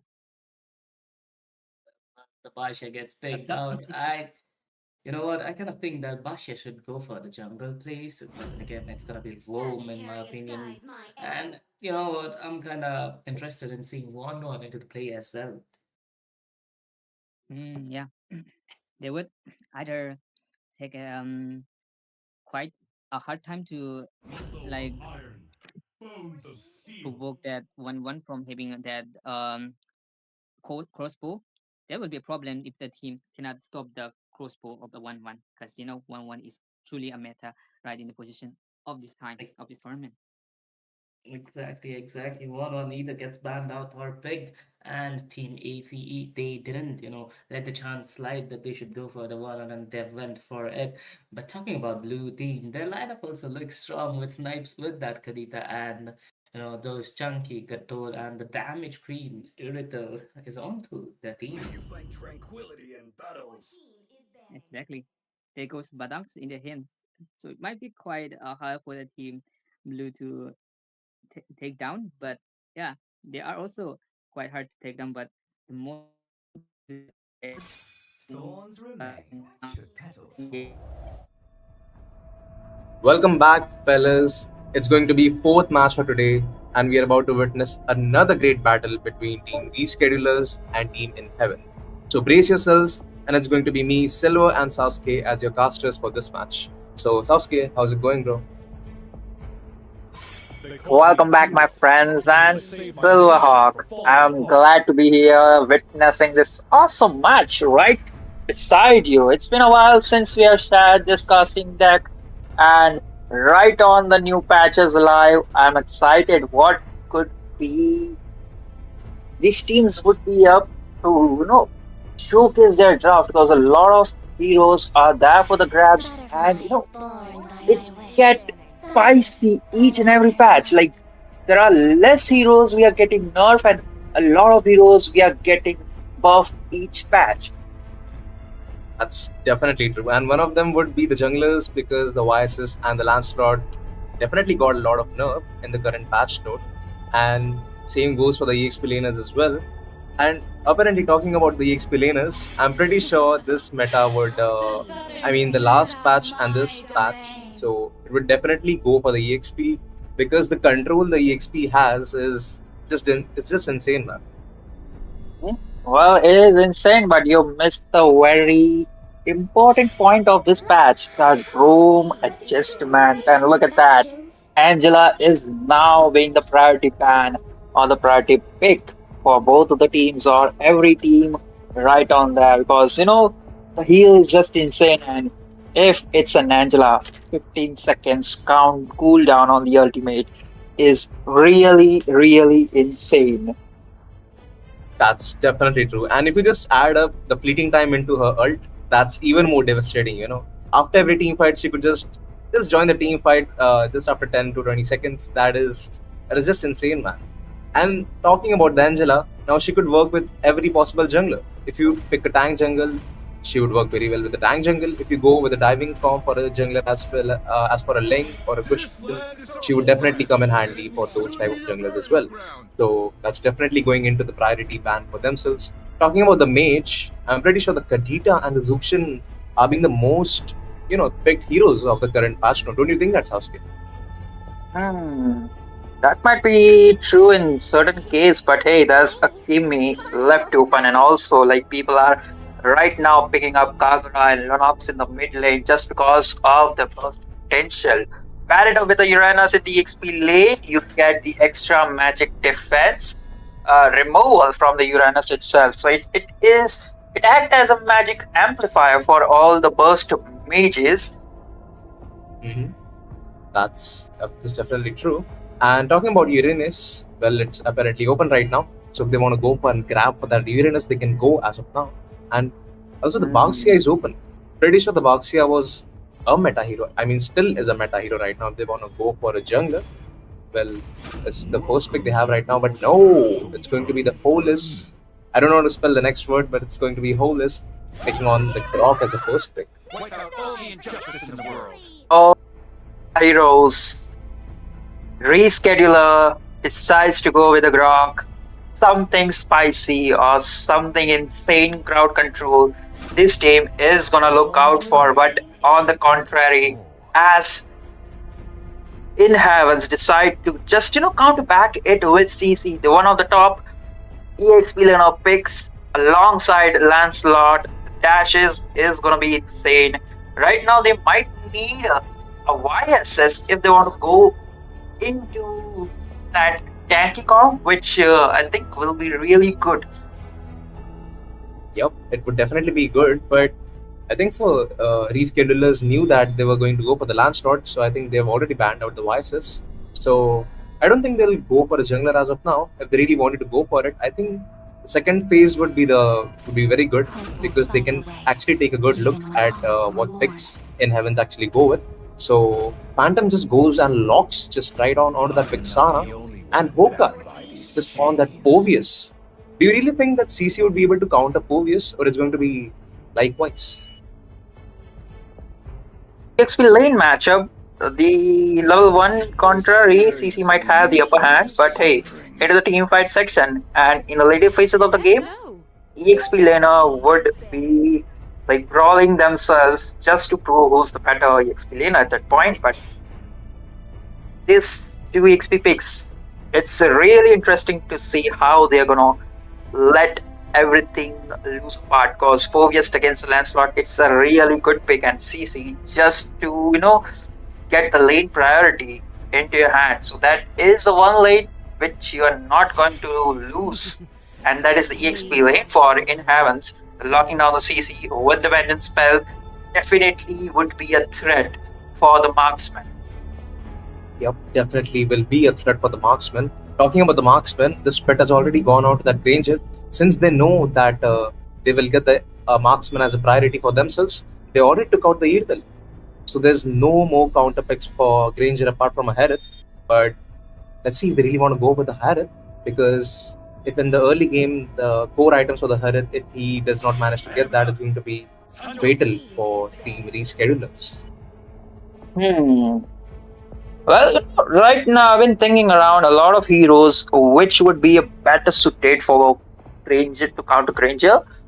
Obsidia just come in handy, especially she is the hero which is kind of scaling, so the damage in the early game is not there, and also she needs a lot of help in the early game. And if she dies 2 to 3 times in the lane itself, it's really hard to get the damage output at the 8 to 10 minutes mark. But does the rescheduler want to go on that part, or else Harith is always there for the grabs, but getting one more magic damage into the arsenal is not something they would be going for. Yeah, that is quite true that you've mentioned right now, Sasuke. And if you talk about the marksman, yep, of course, if they want to go and grab the Obsidia, they can go for it right now, as well as the Herod up to the comfort picks. But if you take a good look at In Heavens, they have managed to get a Lancelot, right? So against a Lancelot, which jungler do you think would work properly? Because they've already banned out the Hayabusa as well. Mhm. Device is still in the option, but it's banned out right from the beginning. So what else is left? Amun could work, but there's Kagura, so that would be a no-no situation for reschedulers.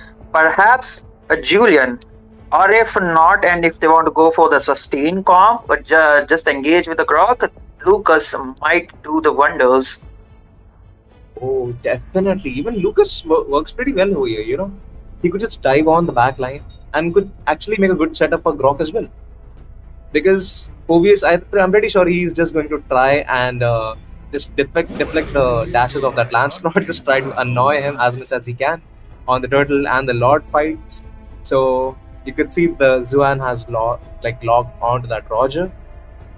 If the if the Roger is being caught at a wrong position, I'm pretty sure he's as good as dead. Hmm. Roger versus Lancelot, a snowball composition versus the early dash control. It's going to be interesting fight in the jungle, but hey, look at that. Clint on the gold lane against a Granger. It's going to be the sheriff duels who is the best gunslinger in the gold lane, and definitely, the burst potential of Clint slightly deal more damage to Granger in the early phases. So he'll be having the lane control in his hand unless and until he's been ganked and he's been killed in his own lane.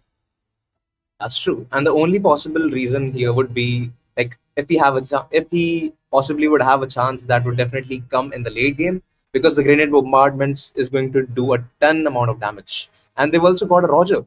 So in late game, I'm pretty sure it's the game is going to go in their favor. But in the early game is what the mat is going to be something that matters the most. And the Kalea, pretty sure the tsunami slams are gonna go definitely for that Roger.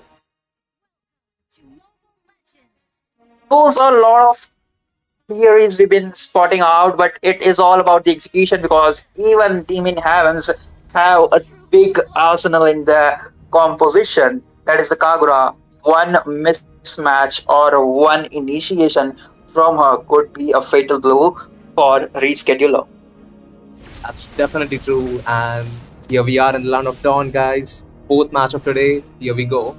And you can already see some control coming in from that Grog. He's just trying to get some vision off out of that Roger. Nothing as usual. Both the Roma alongside the mage trying to burst down and gain the the little under control or just get that 60 gold and slight bit of EXP into their hands so that they could get a level ahead and get them into the driver's seat. In the goal lane itself, nothing as usual. The lane has been in control, so it's going to be a stalemate in both the side lanes. That's right. And take a look at the Lemonade. He's trying to get a lot of control right there. And since of the new patch note, he's getting a lot of EXP and the gold. The more vision he gives, the more advantage he gets. You can see the Clint has joined the team fight right there, but this is gonna disengage right off the bat. Spit is also coming to join the team fight, but pretty sure he's losing some minions at the top. The whole team of reschedulers are looking forward to gank down the Granger, but look at that sneaky Lancelot is looking to get a kill in the bot lane. Expect the unexpected things might happen in the bot lane, but already skirmish in the top lane. No casualties so far. The only casualties we'll see on the first riddle fight right there. Take a good look at the position of the Lancelot. Maybe they could just try and get the kill on the mid side, but no, I guess they're just trying to get the level 4. The minions should be given to the Grog for the level 4, but no, it's going to be the Phantom getting all the minions right there. But Flicker baited out right out of the bat. Another, you can see, take a look at Zypher. He gets the first blood on the Phantom. The Mage standard right there. And right now you can see the Hawkeye. He's trying to give some control onto that Zuan if he just lands the Red Tree properly. And you can see onto that Kalea Tsunami Slam right there, onto that Lancelot, and the Phantom Execution just goes in. And take a look at this Zephyr. He's trying to get the kill onto that Roger, but there's no puncture onto them. Thorn Rose barely misses, and take a look at the Tricky. He just dives inside the turret onto 2 people. It's going to be Hawkeye and extremely low HP, but Roger goes down in the hands of Finn, and they just tries to disengage right there. Oh, again.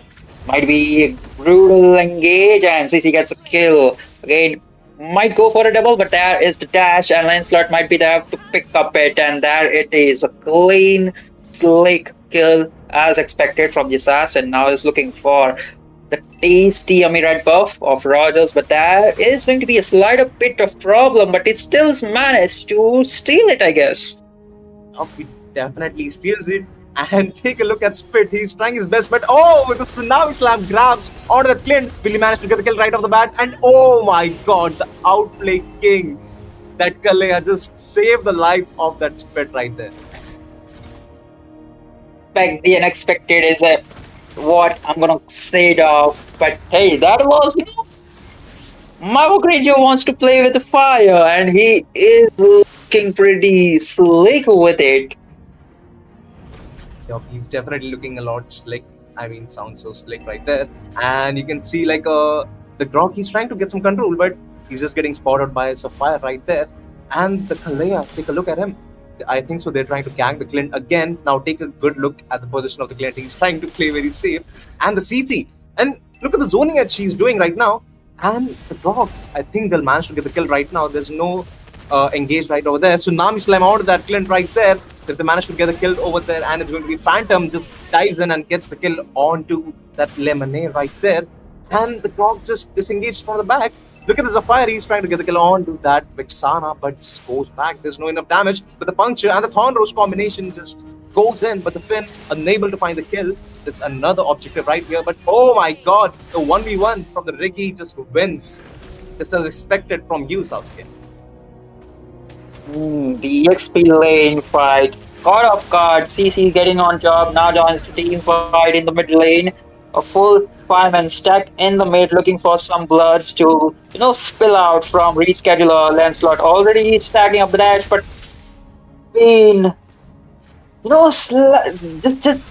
just a heavy rock slap from the Grog, and you're already down 50-60% HP down.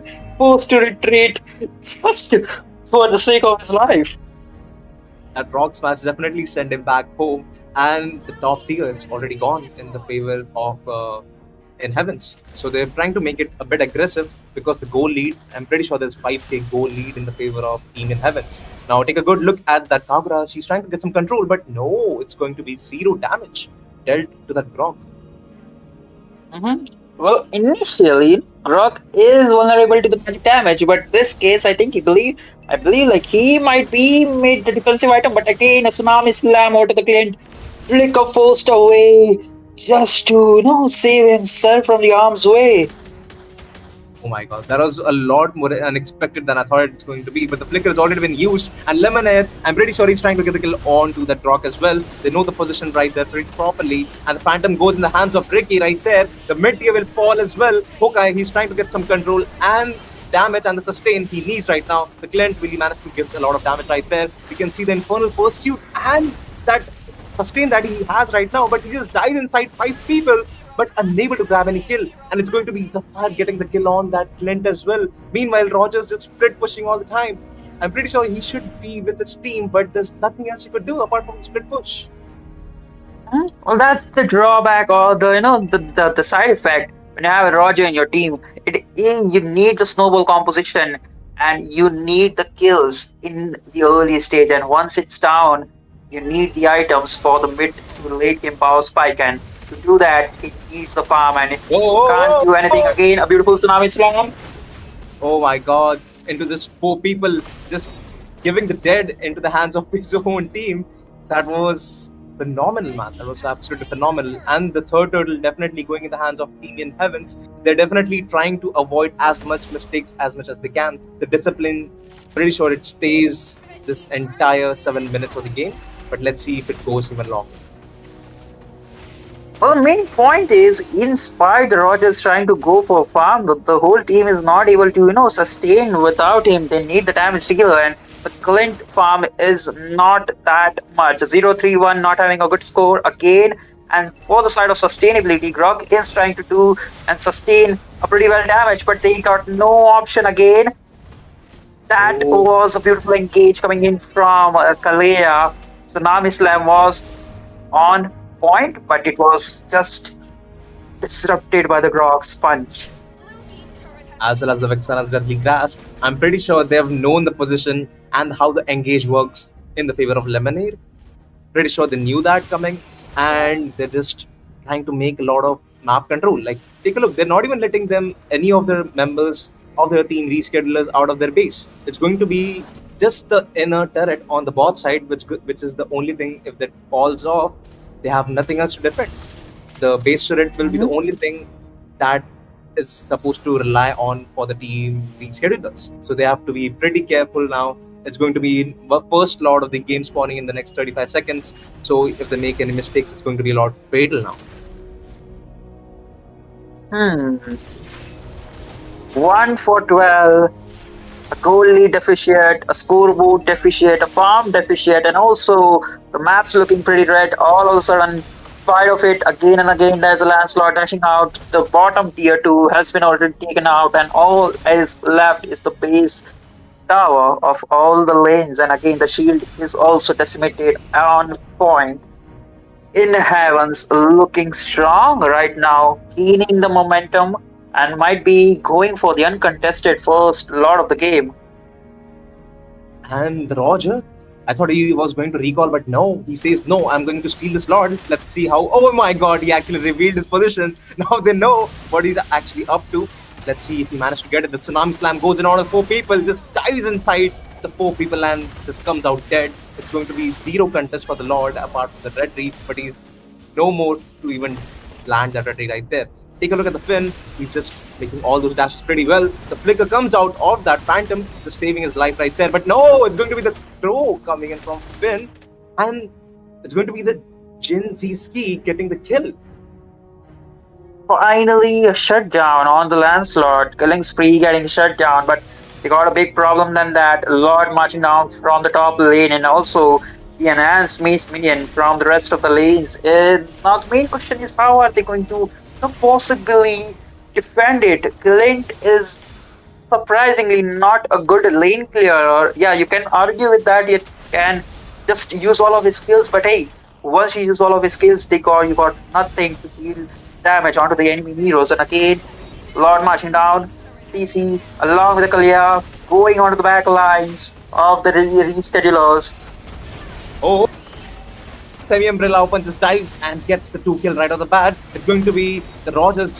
He's trying to defend the Lord as much as he can. Hawkeye, he's trying to frontline the entire damage. And take a look at the Rhapsody's damage right there. I think the Zenziski, he's coming back with his grenade bombardment and the passive. He's doing a ton amount of damage. I mean, the damage is more than enough to defend this Lord. And they're trying to sink the waves, so there is a lot more pressure. Lemonair goes to the conceal. Pretty sure he has that Tsunami Slam as well. Just trying to grab a kill over to the Zenziski or the Phantom. Well, again, they're all looking for it, but again, that was a beautiful ult again, but the Tsunami Slams catches one. That's the kill from the Granger. Skypier's stack is looking quite healthy and dealing a ton amount of damage over to the reschedulers, but they are looking quite in a tough situation. Both the side lanes, base towers are already down. All that remain is the mid base tower, which will be falling and joining next to decimation in couple of seconds.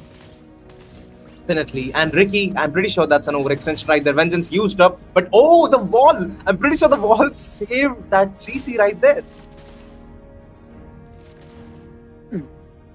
I think it was a perfect wall, but again, it was the CC's bounce which got him off the wall and actually saved himself. Ricky in a real good spot. I mean, again, a beautiful Tsunami Slam kidnapping one member, but this time I think it would be a bad situation.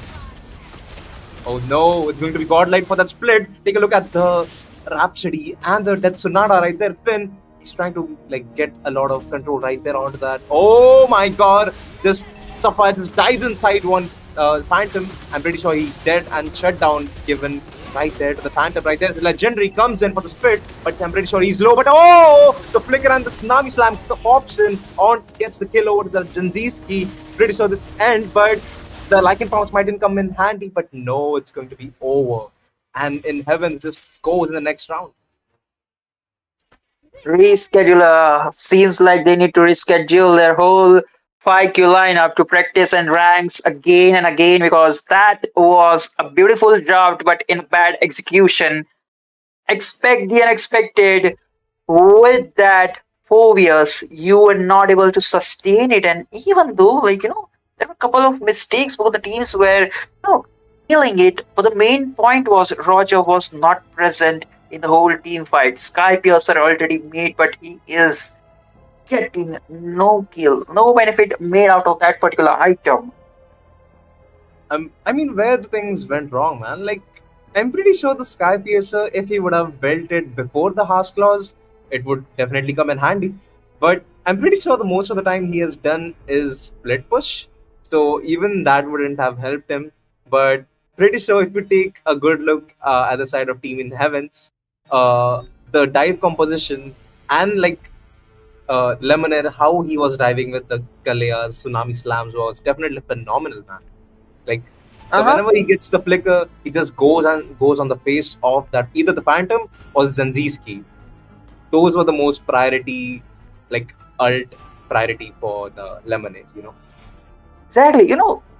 They had a draft. I mean, in Heavens, they were engaging too much, jumping around the enemy backliners, making sure that Granger has the space he needs. And how will he getting it is by engaging a lot of, not just engaging way before the enemy engages. And Grok was, was confused whether I should charge Granger or save my own backliners, because Roger's not there at the team fight. And once Kalea catches anyone, even it's an EXP laner or the backliners, they are bound to die, because he just picks up and gives him into the dish of the marksman, that is the Ranger. And with that 80, I think it was around 670 to 80 Skypiercer stacks he was on to it. It was already pretty fed.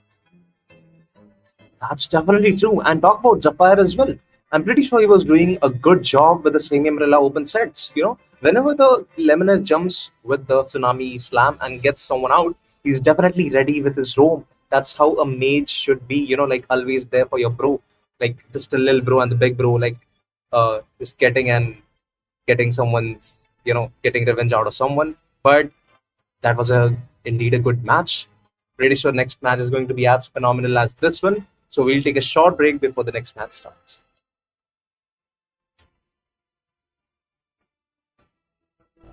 Into the third position, best of three, the red team versus blue team. They are, and look at that Sicilian. He is being way too aggro, but the Lapu Lapu Mats, he is trying to punish them. Novaria misses that S1, but at the same time, YSS gets that turtle, right? So he will have that farming speed. He is ahead by one level. And at the same time, the Van Van is kind of getting, harassed here by that Furious onto that Ranger. This is what I was talking about. Without an Angela, 1-1 is going to face a lot of trouble onto the bot lane because it's going to be Ferrix onto the Granger. The Rhapsody and the Destroyer will be dealing a lot of damage, and 1-1 as we all very the early game phase. I mean, she can get taken down easily, but Akai The taking vision. out her opening. Okay, the vision, the vision from is the YSS is definitely there. But in the top lane, Lapu Lapu gets ganked by 4 of the members and will be taken down by YSS. Another kill. Carlos are Sad man, the XP laners, man. He got 3 ulted right there. Nobody can survive that, especially if you got that Tidril ult onto that get a Kacha. And before that, the YSS tells you, right? There's nothing you can do, but at the same time, the thing is, Ascendra, AC Sports, right? They failed to gank onto that Ranger here. They are planning to gank it, but no. I think they will miss it as well. Kato is here, man. You cannot counter me, Kato here. I'm loving his confidence, man. definitely, you cannot never counter Tigreal out because it's a matter of time. He will drop the implosion onto 3 to 4 members and the game is over. And Kirito is definitely doing that. It's scary, when Tigreal is coming in front of you. You know when it's going to be the ult.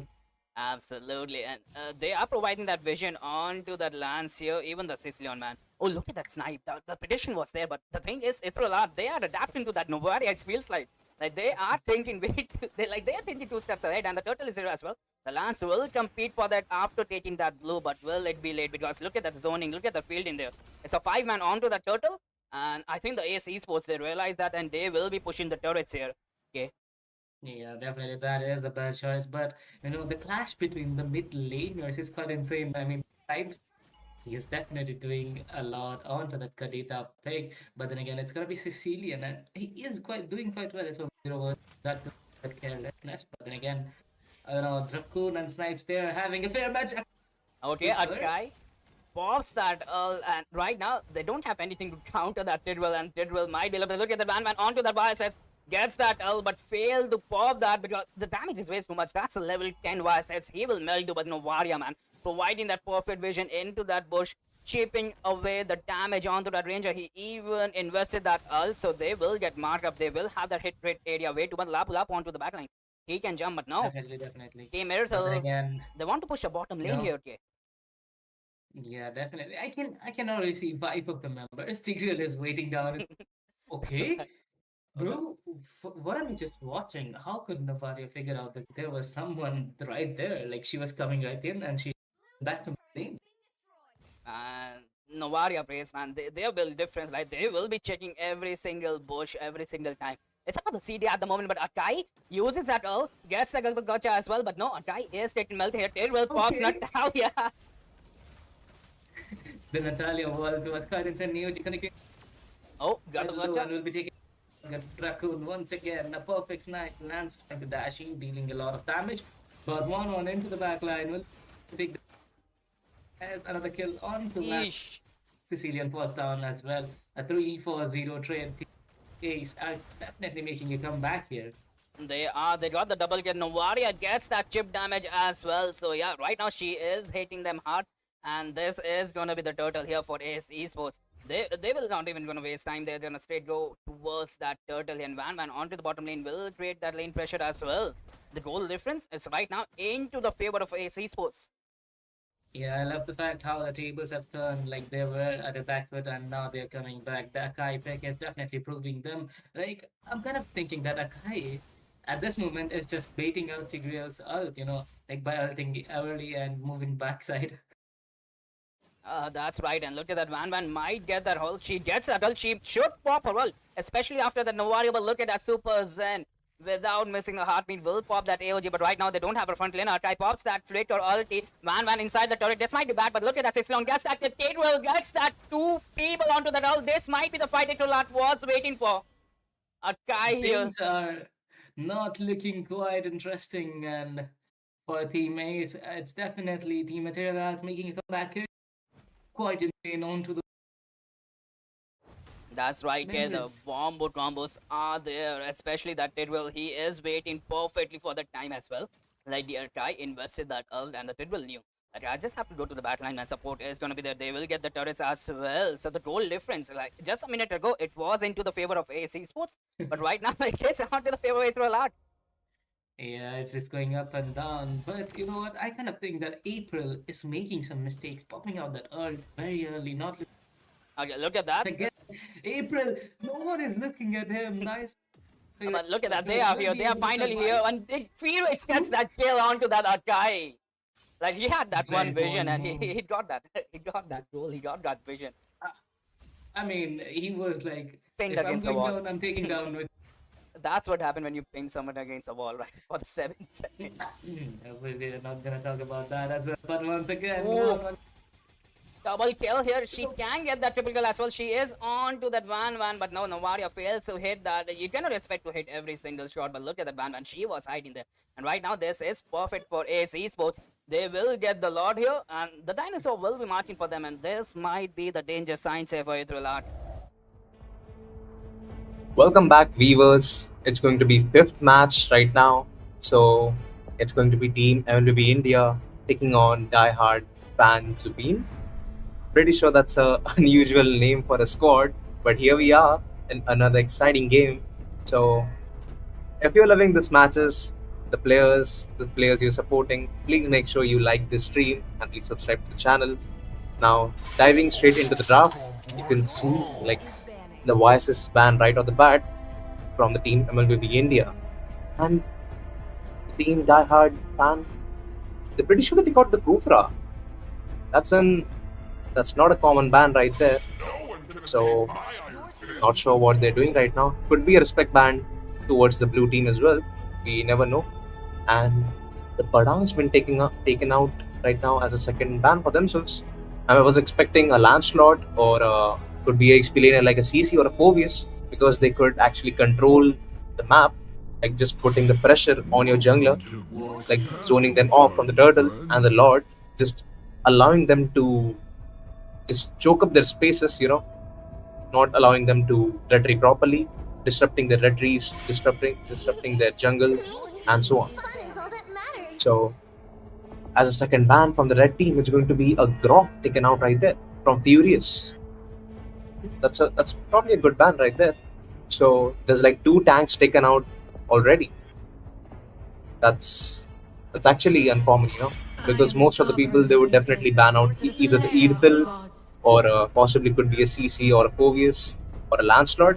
But yep, Biases was definitely a good ban right here, along with the 1-1.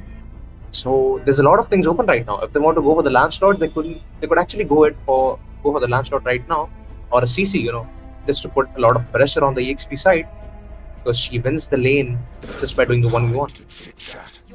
But this unknown just takes up his god right off the bat. There's probably a good comfort in his hands right there. Let's see how he executes the rotation and the damage output from a god right there. As an answer, we could actually expect possibly a Lancelot or a Hayabusa. So he could actually just dive on the backline and get the kill. But Furious, pretty sure he's going for the Phobius right there. Let's see if they want to actually go for a Phobius or a CC, because in the last match, it was actually a CC who was countering a Phobius just in 1v1. So you should definitely take a look at how actually you're going with your heroes and how should be your laning phase and the ganks. So Muzan on that Kadita as an answer to that god. So the mid lane is going to be a lot of brawl thing, because Kadita, I'm pretty sure she needs the rough phase to execute an entire combo. But that's not going to be the case for the god. He just has to stand and use the Mystic, Gush, and the mystic combos, just right off the bat. And you could see Toshiro, he definitely, if they want to go for a jungler, now's the time for them. And Minsta's locked right there.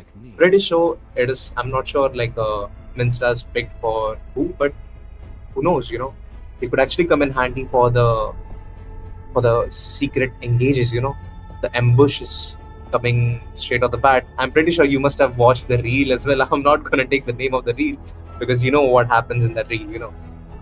Like the kidnap and stuff. That's what it is about.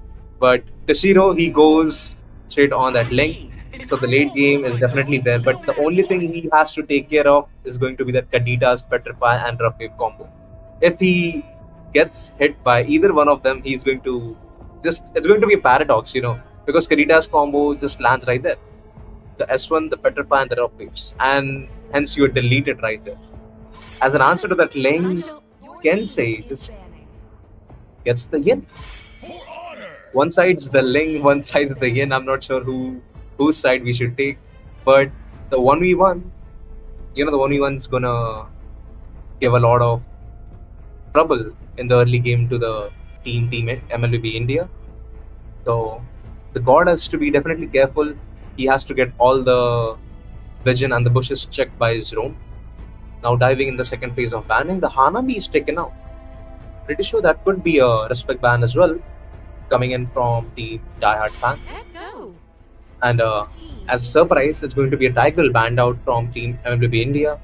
And oh my god, it's going to be 3 marksmen taken out from Team Red. Another ban like an Earthel.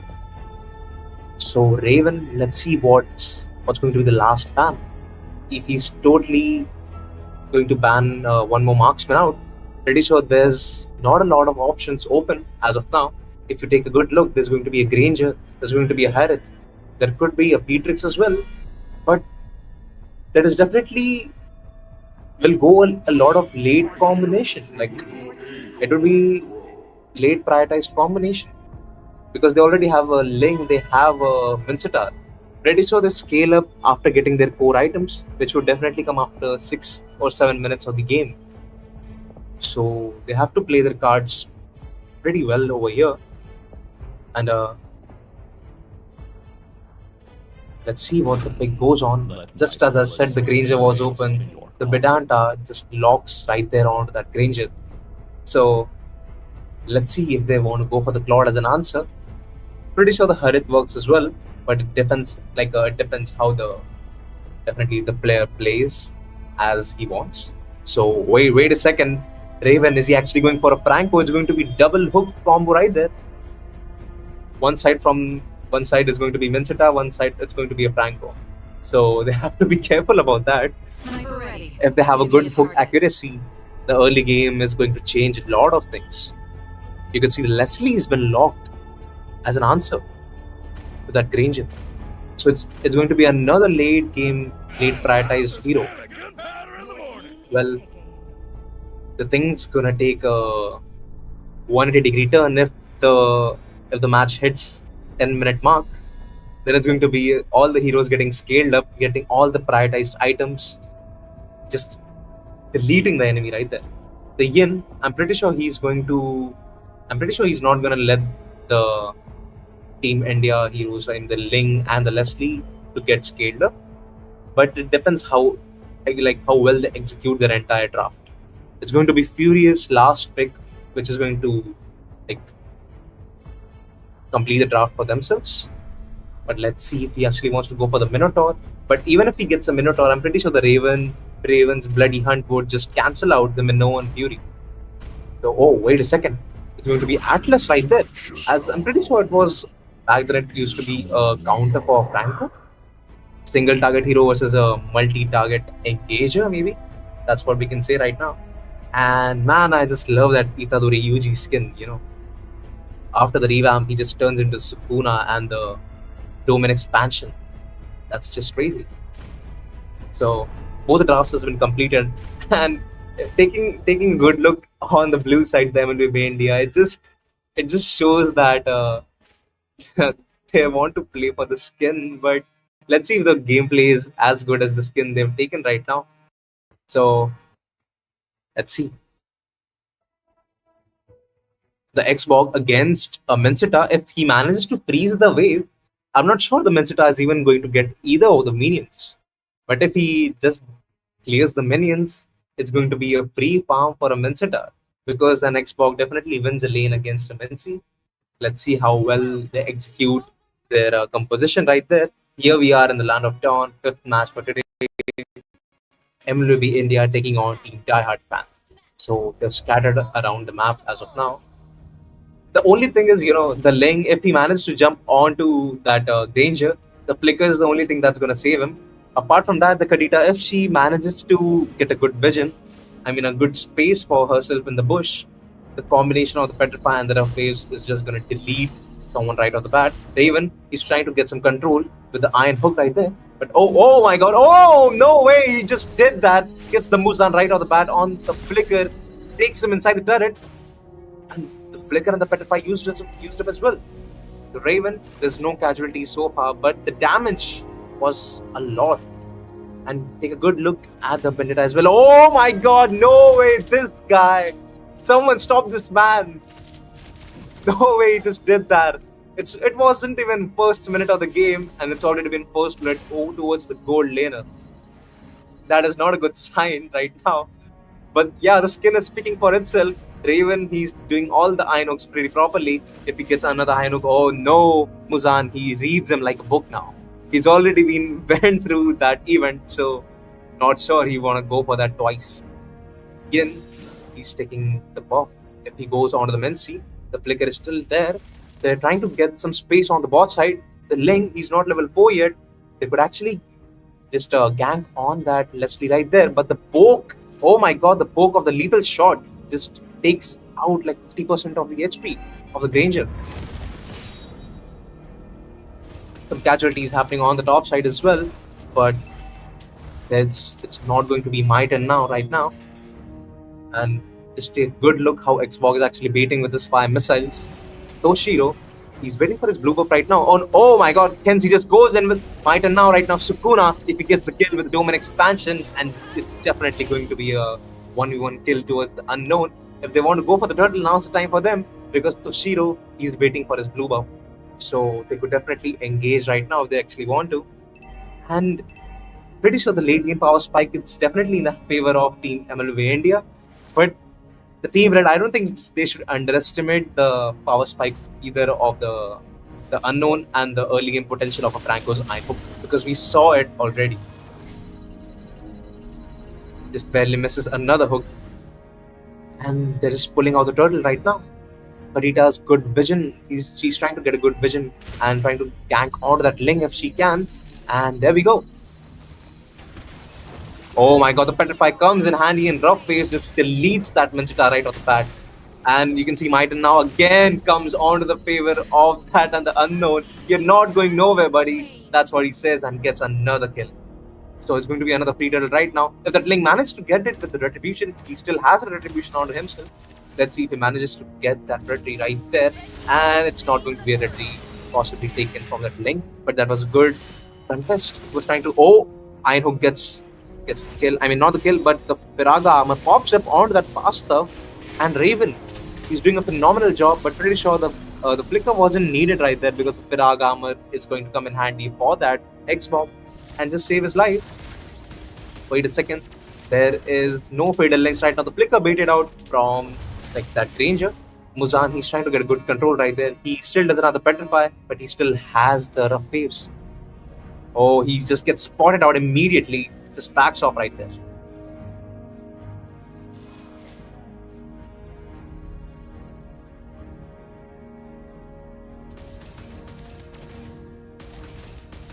Another engage comes in onto that Kensei, gets the kill over to that Mencita, and that Toshiro, he still has the Tempest of Blades, just pops in onto that Basta. He still doesn't have the blue buff, but Shing comes in combo, and no, after all, he didn't have the blue buff, and just goes down to the hands of that Kensei.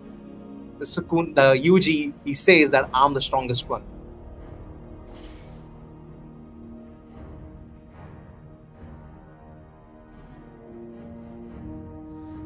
Oh, there's definitely going to be some casualties on the bot side. The Raven, He misses the Iron Hook. Almost could have caught him out, but okay. But the blue buff, the Ling, I'm pretty sure he's trying to get. After the blue buff, he's trying to engage, but there is no space for him to engage on someone because the bot side, the Granger, is pretty sure he's playing inside the turret after the 2 deaths that he has got right now. And Leslie, she is nicely just freeze the wave. The Franco, he doesn't trust the Franco. He's definitely clear the waves and freeze him just to get the gold. Get the gold's last hit right there. But another engage pops in onto the Franco. Muzan gets the kill onto that Raven. But let's see if the Mitre now comes in handy for that unknown as well. But he just dives and just goes down. Tempest of Blades comes in. All the spots just picked up right there, but no damage so far. There is no core item onto Ling. So it's going to be another uncontested turtle. But let's see if the Retry battle comes in handy as well. With the Muzan, he's trying to give some damage on the control. But okay, it's going to be King's Calling popped up. No one gets inside the ult. But he could possibly just gives a lot of damage out of that Muzan. But oh my god, the passive comes in handy and goes back right now. Iron Hook onto the Granger. But will he possibly manage to escape? And last Insanity comes in handy for that. Xbogan gets the kill over that Leslie. And Kensei just defeats the Raven right there. And Muzan goes down as well in the hands of that Mencita. You can see the fire missiles. He's trying to give some damage, but no, it's going to be a double kill for that Mencita.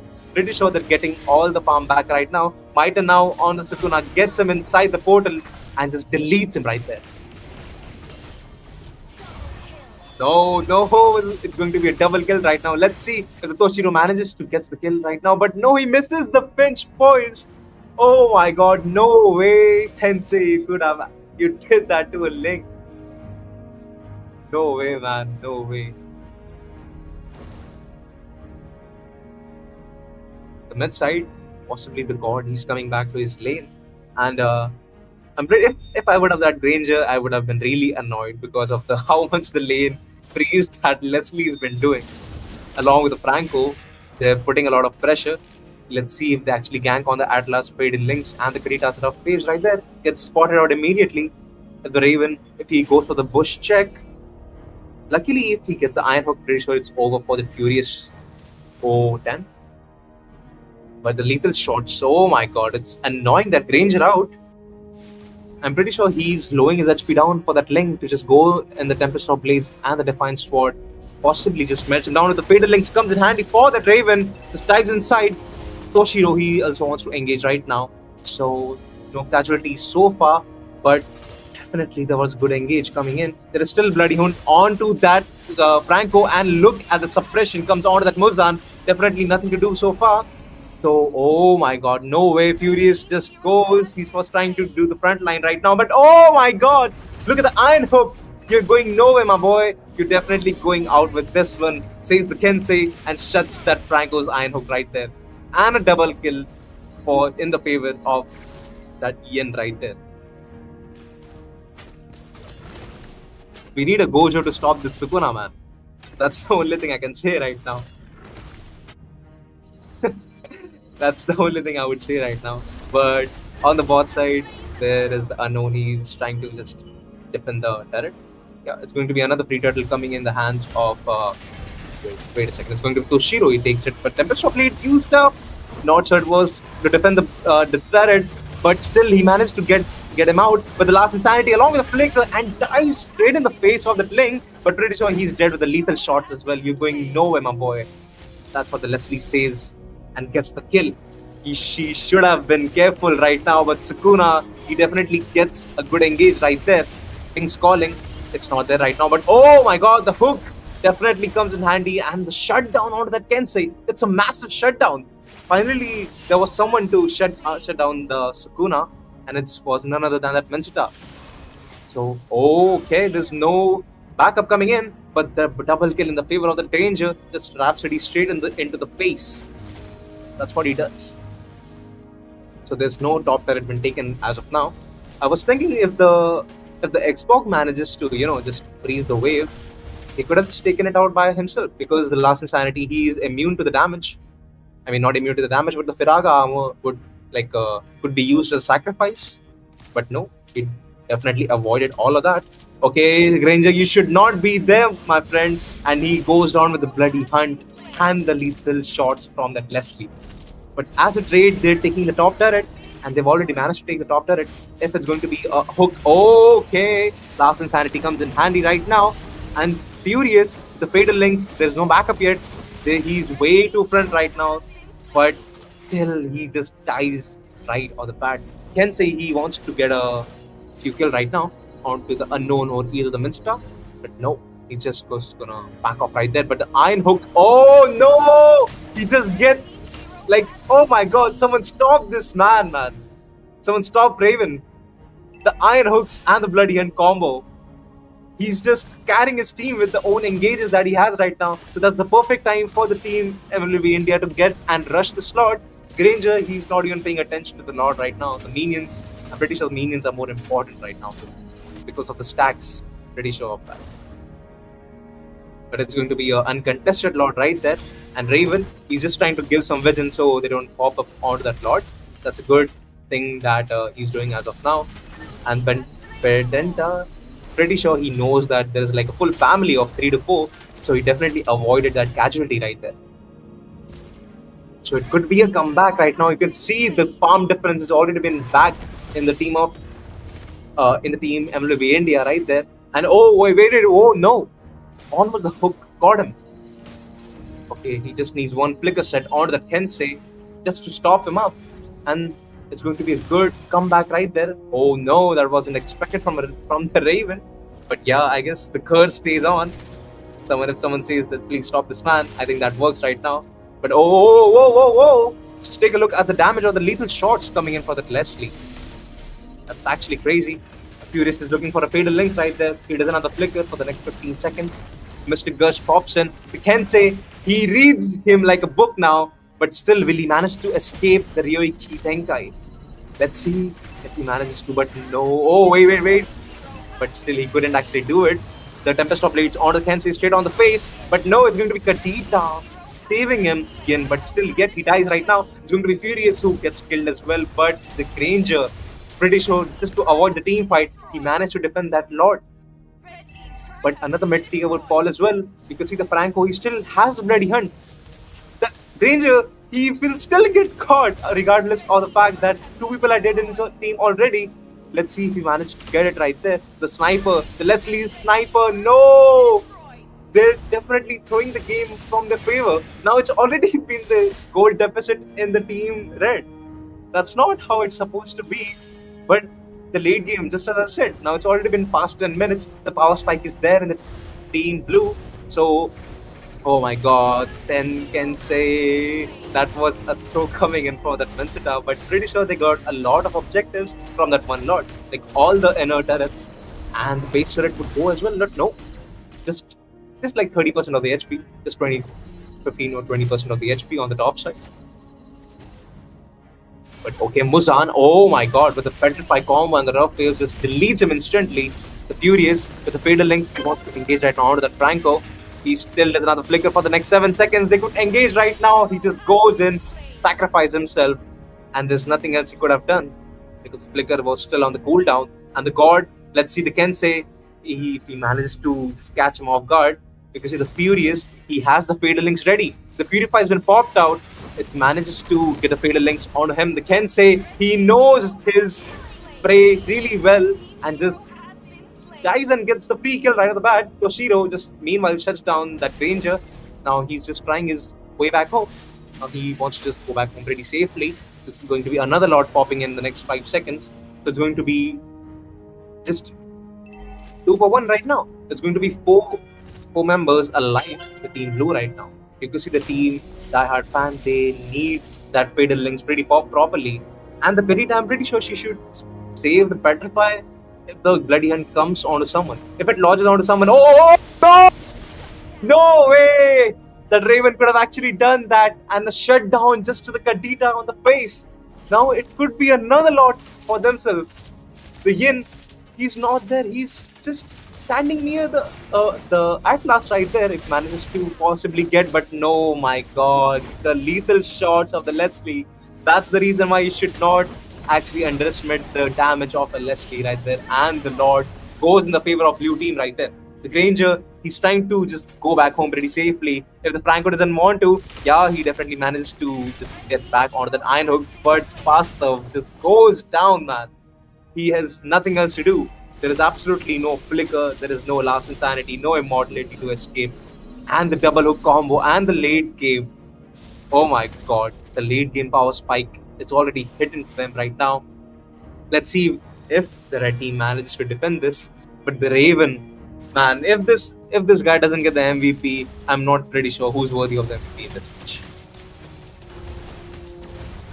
The King's Calling used up pretty early for someone as the Fatal Link, but oh, the Flicker just pops in and the Purify used up Kensei just takes that God right into his own base, the domain.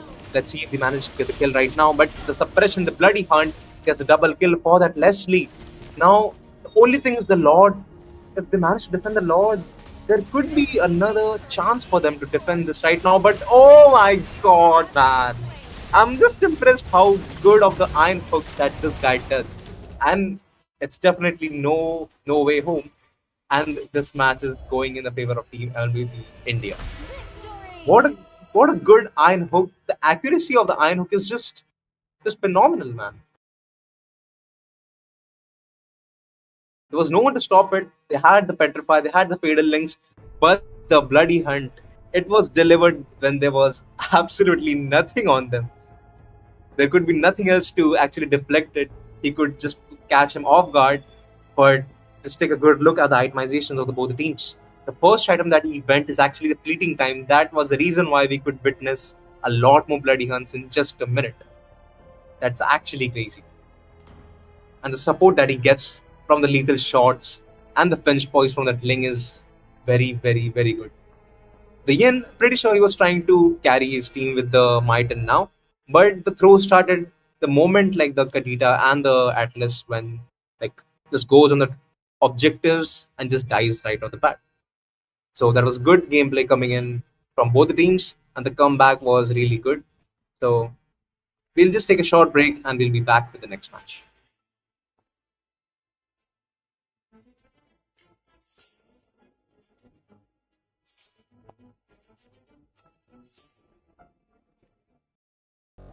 Into the third position, best of three, the red team versus blue team. The blue team, Eternal Arc, and the red team, Essendra. So we also have a giveaway here. So stay attached till the game finale. We will be having a giveaway. And if you are new to the channel, if you are old to the channel, please like the stream, share, and comment your thoughts about the gameplay. I'm your boy Axel, here to cast with amazing caster here, K. He'll be right back at the time. But yeah, let's continue our Crowned by game heaven's major drop mandate, pick. my legacy shall endure. Well, you know what, Axel? Nice meeting you, and thanks to you guys first for giving the opportunity to cast in the third place finals. It's gonna be happening at 9 p.m. But as of now, we are looking at the third place match, and I can already see Zacian being banned out. What are the thoughts about this? Exactly. Using is banned literally. It causes a lot of pressure to the opponents, to the teams also with its ultimate, and yeah, with its AOE, and yeah, it also helps in team fight that They support call me a mage, hero but it because doesn't I have a saved my damage nation effect. from So falling yeah, apart. that's a good ban for them. Well, actually, that is a good ban, as you mentioned. But then again, Team Ace banning out that, YSS. YSS is, calmly rising up in this manner. Absolutely. And here goes the Uranus. As a matter of EXP, he goes with like they ban the EXP meta right these days, but probably they could ban something that is uh quite pick up in the tournaments. So what are your thoughts? What they will ban right now? Well, I kind of think like they should go for, you know, the chunky EXP bans. Lapu is open, Granger is open, and even YZ is open as well. And we can't forget Kimi and Farsa, so anything might get banned out. The fire of battle never Okay, Yeah, but extinguishes. but Marsha gets banned out. That's pretty interesting ban if I had to say. yeah. I have never seen a Masa ban before, but yeah, I think they don't want to give Masa or something like that. But Well, banning Masa is unexpected. yeah, exactly. As I said, it is kind of unexpected, but then again, I'm kind of interested in what is Blue Team gonna ban. Is it gonna be a Lapu or those burst potential mages Farsa? Okay, it Let me is the play the chunky hero. black dragon that I gets will be banned the out. truth this world desperately needs. Yep, the chunky as it is strong and reliable for team fights. Yeah, EXP lane it's always in the king of EXP because it has a lifesteal problem. Though this Yuzong can be effective for the team. That's a good ban. Right now the red team is picking up. Okay, what's your suggestion on this ban right there? Do they ban the Well, support or do they ban the yeah, you think? you know what? I'm kind of thinking they should ban that Lapu Lapu because, Blue Team I am got the not the first only pick, one bound but by ooh, these okay, it's gonna chains. be that Phobius. But we can't forget about Lapu though. Like, he is open, and we have seen in many matches that he gets picked The out, but it's gonna seven be seas Kadita have coming from my Snipes. domain. I saw Snipes Kadita. It's quite awesome. Like, he just goes in between four men and stuns four of them, dealing a lot of damage so that the Hyper can finish off. So they might have something, planning inside their head. What should they pick next? What do you think, Yeah. Axel? Yeah, choosing Kadita is a smart choice because when you go to the ultimate of a Kadita, it once breath down the teammates very perfectly. It goes well with the team fights. So yeah, taking a Kadita for a first pick is quite a smart move. But in the other side, we can see that there is a To Baxia me, and fun is all 1-1 that matters. picking right there. The Basha gets A picked tough out. decision. You know what? I kind of think that Basha should go for the jungle place, but then again, it's gonna be Rome in my Sagittarius opinion. guides my arrow. And you know what? I'm kind of interested in seeing one into the play as well. Yeah, they would either take quite a hard time to like provoke that 1-1 from having that crossbow. There will be a problem if the team cannot stop the crossbow of the 1-1 because 1-1 is truly a meta right in the position of this time Like, of this tournament. exactly. One on either gets banned out or picked, and Team ACE they didn't, let the chance slide that they should go for the one on, and they went for it.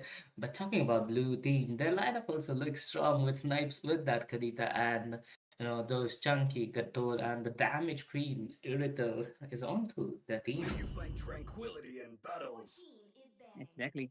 There goes Badangs in their hands.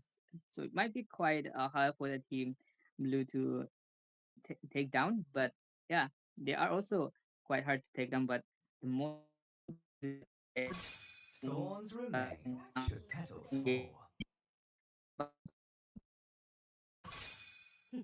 Well, I guess you're facing some Payback internet issues, time. but we cannot let this slide. The Badang is onto the play, and the blind lady gets taken Your out team as well. When we are talking about these picks, two of the assassins get banned out. What are your thoughts about this, Axel?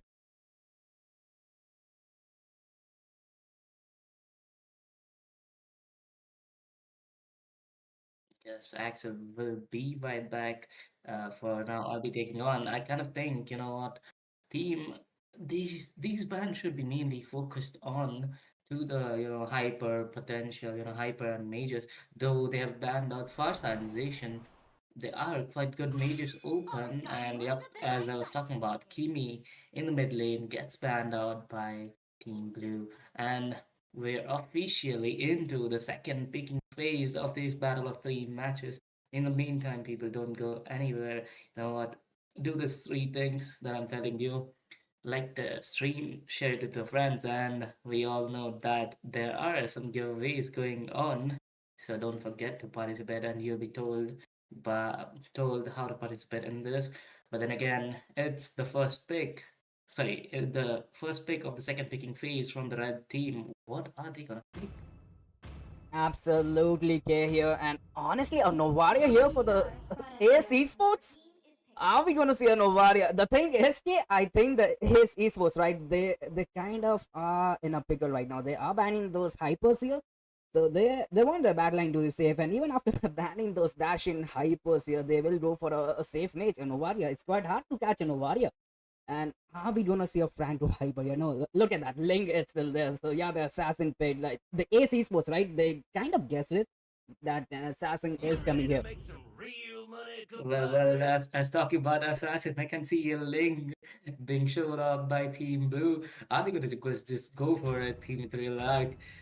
Are they gonna connect to the Ling? Because they are pretty stupid. They've got no Bound, no Fire, but 1-1. I mean, Ling is the only one who can take them out, and But who now knows Joy, what it's gonna be. The dancing lady, Joy. the Joy with the Franco there. So the thing is right now, the team Ace Esports, they cannot go for their hyper as well. Nothing like a high mobility, right? Because the Franco is there, right? And Franco will be saving his ult. And let's not forget Gato Gacha and Kadita is there as well. So right now, Ethereal they are looking strong, and Carlos are onto that Joy, onto the last pick as well. So it was kind of like, I think, calculated here for the Ethereal, especially the thing is they wanted that assassin, they wanted that burst from the minute one. Like, even if they look at the bans, right? They are banning those tankier heroes, and we are not gonna see any frontliner here. We are gonna see an Angela here on April here. Well, they've got a Bashia and Batang onto the play, so I don't think they're gonna need a front laner. Angela might be the best pick as they're looking for because they've got, you know, those, The what Batsia. would they say? Batsia and I the mean, the Batang. junkiness is there, but still, the 1-1 and the Novaria can get easily taken down by the assassin. Angela might be a good choice, but then again, who will protect Angela? That is the thing. That's the thing. The Angela, she is gonna be hugging that tower. We can probably predict that. But the thing, Hello, hello, good evening, ladies and gentlemen, brothers and their sisters, boys and girls. Welcome to Odyssey Cup Season 2. This is the day 3 of round 1, and it's gonna be the sixth match of the evening versus it's gonna be Team Nexus versus Critical Crew. Nexus onto the blue side and Critical Crew onto the red side. And we are already into the drafting phase. I guess we are a bit late, but yeah, we are here. Team Nexus, they are done with their bans. The last ban is left from their side. And Team Critical Crew, they will be banning some Ashishins mostly onto the side, a Kimi and a Lapu Lapu as well. But guys, they picked Esmeralda, so I don't think Lapu is a reasonable ban here because you can counter Lapu Lapu with that Esmeralda very easily. And the picks about the Team Nexus, it's really very good because they have picked Angela with a Bashia combo. It's really very good. The damage is insane, and the sustain as well. The heal, we can't talk about it because Angela just spams her ult six times in a minute. Because when she gets all the items on her, the fleeting time, enchanted talisman, she just gets the CD reduction so well that it's not 17 seconds anymore. It's gonna be 10 seconds. So it's really amazing. And Mikey with that, what do we call her? Yeah, cat girl. 1-1. She will be jumping around, throwing her boomerangs onto you, and when her ult gets triggered, she'll use her crossbow tank onto you, and you will be vanished in seconds. But Team Critical Crew, Cyrus with the Airtel, Mango Sama with the Kalia, and Titan Strike with that Esmalada, and Akai Jungle there. Akai Jungle, that's pretty questionable here. Because you have to pick Akai against some CC kind of heroes, the one who can give the setups like Atlas, Tigreal, Minotaur as well, Gacha as well. But here we are getting to see Super Jesus with the Arlot and Hylos onto the hands of just me. hmm And it might be the Sicilian pig or a Selena pig, and yeah, it's a Selena pig in the hands of Stevenson. It's gonna be an interesting match, of course, because both the sides look really very strong. But Team Critical Crew, looking into the draft, it looks like they are with a late game damage composition because Irtel gets a spike in the late game, and Selena, yeah, she is good in the early game, but once she gets caught, she is just finished because she can't sustain that much. But here we are, complete with the drops here, and both the teams looks very strong. Let's see which team is gonna take the victory home and qualify for round two. Because both the teams looks really very strong. But Esmeralda, what's up with that emblem and the spell, bro? Vengeance is good, but against a 1-1, I don't think so. Because she will be using her crossbow tank and will be immune with her crossbow tank. So Vengeance won't affect on her. And Arlot, Basha, they are too chunky to be taken down. So I would have suggested her to go with the sprint so that she can escape from the crossbow tank and just make it the waste for 1-1 there.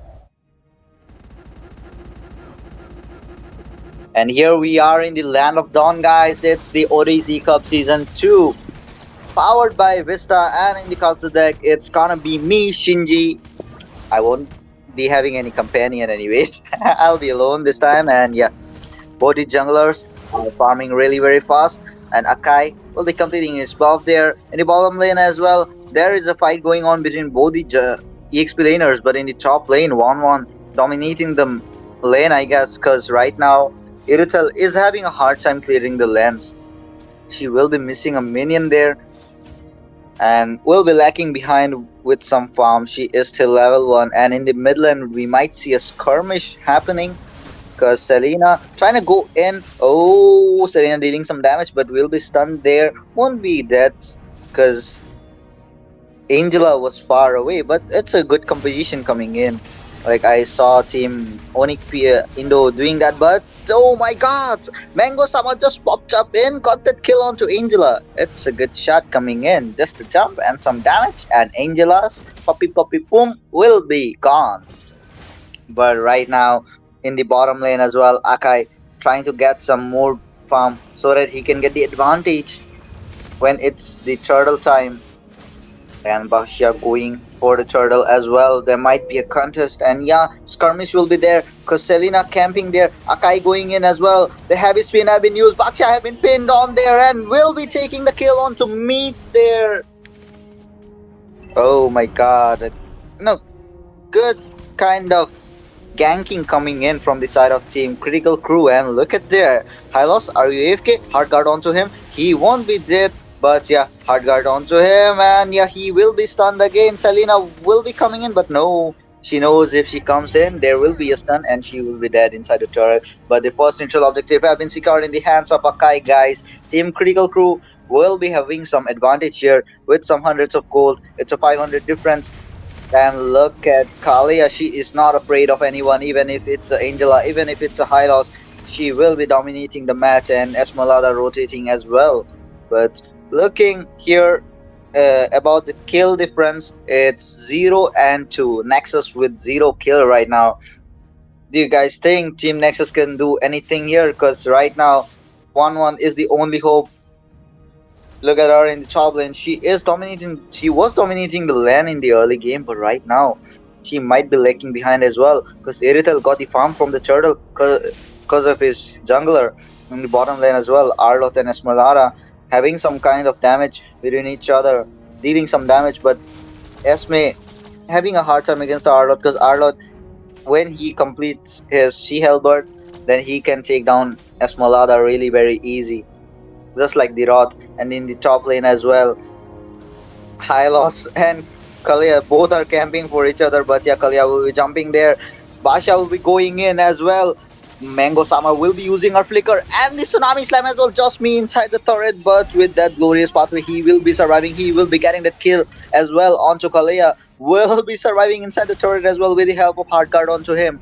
That's the thing, man. When you have Angela onto your side with the healing, damn, you can just go and rock the match. And yeah, Abyssal arrow coming in, but no, Guanon have the immunity onto her second skill, and the bot lane as well. Arlot dealing some good amount of damage onto that Esmeralda. Esmeralda having a hard time against Arlot. That's the thing, man. When you have Arlot onto your side, you don't have to fear anything because Arlot damn, he is a menace in the EXP lane right now in this current meta because he have the dashes. If you can provide the stunts for your Arlo, then he can dash just like a Lancelot without any CD on his puncher. But it's gonna be vengeance for his skill name. And right now we are getting to see a skirmish might happen. Kalia coming in, glorious pathway have been used. Arlo trying to go in, but we'll be getting some damage onto him. Hard guard onto Arlot. Meets with the anti-heal. The ultimate of his using Cyrus came on time, leaving his lane, got the kill onto Hylos, and it's gonna be a second safe turtle, uncontested for this side of Team Critical Crew. They are just getting all the turtles, all the objectives, all the farm, and that's the reason. Even after getting dominated in the early game, Irtel just came on time, did the rotation here. And that's a really very crucial role about the jungle. If he can secure the objectives, then even if he don't rotate to the goal lane, he can provide some good amount of farm for his goal laner, and that's the thing which really matters a lot, which Meat is not being able to do. But right now, guys, there might be a skirmish again. Abyssal Arrow going in, Purify have been used, Detergent, and a stun coming in.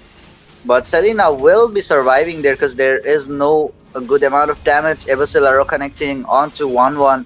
1-1 and Hylos trying to deal some damage onto Kalia. Kalia will be taken down in the hands of Mead, but with that heavy spin, Akai will be pushing just me there, but no, just me will be surviving. No use of hard guard, but look at their Meat trying to go in, dealing some good amount of damage. But Stevenson will be surviving with the slaver amount of HP. Esmeralda coming in as well, but no, she won't be reaching on time for this skirmish.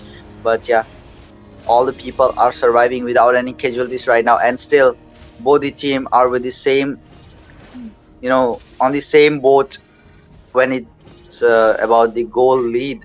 But the kill, it's still one kill difference.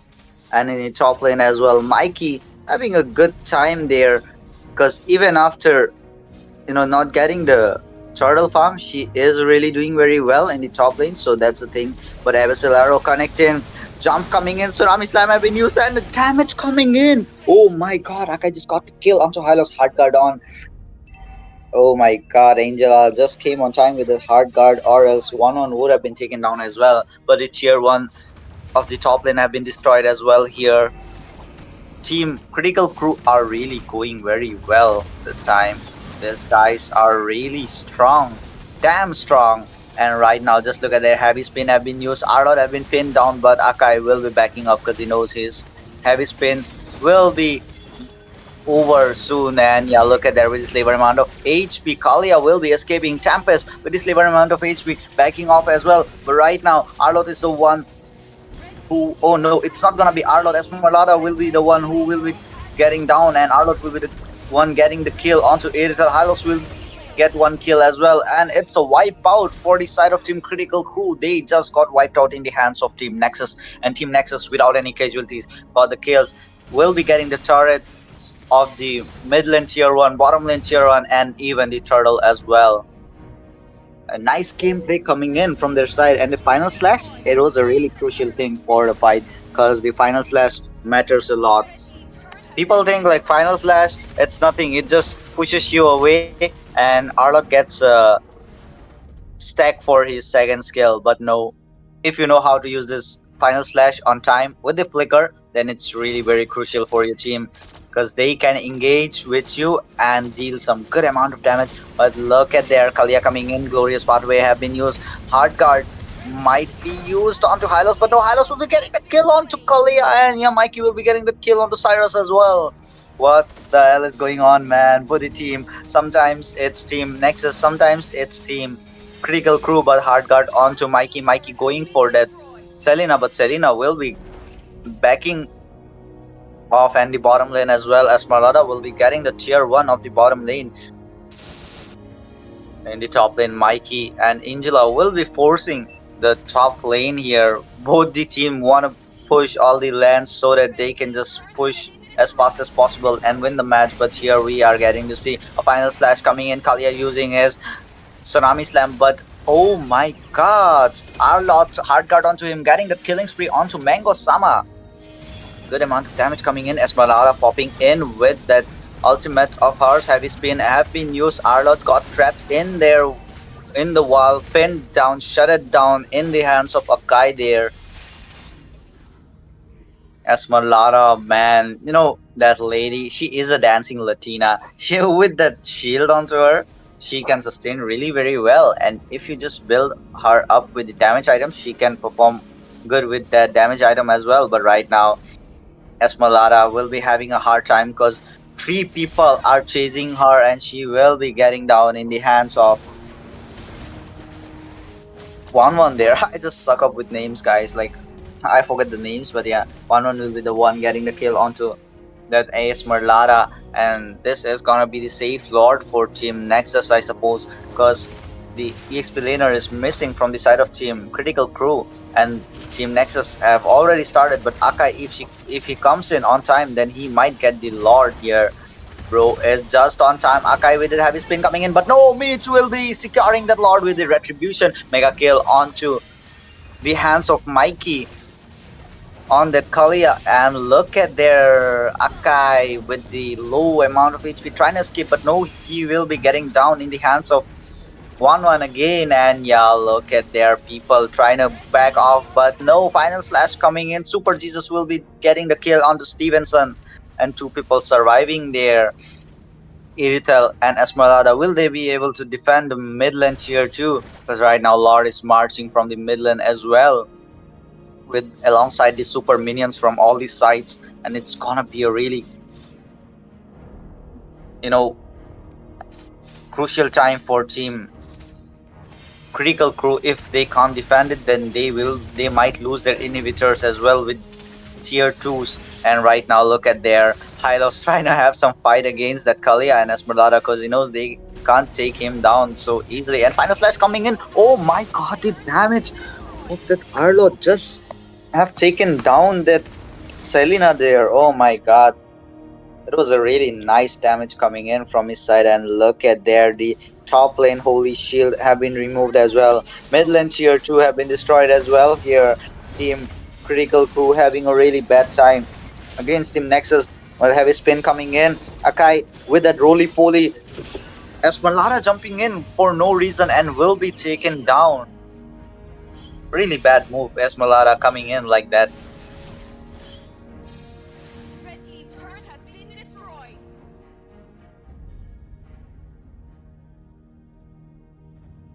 Right now, Team Nexus having the upper hand onto the side.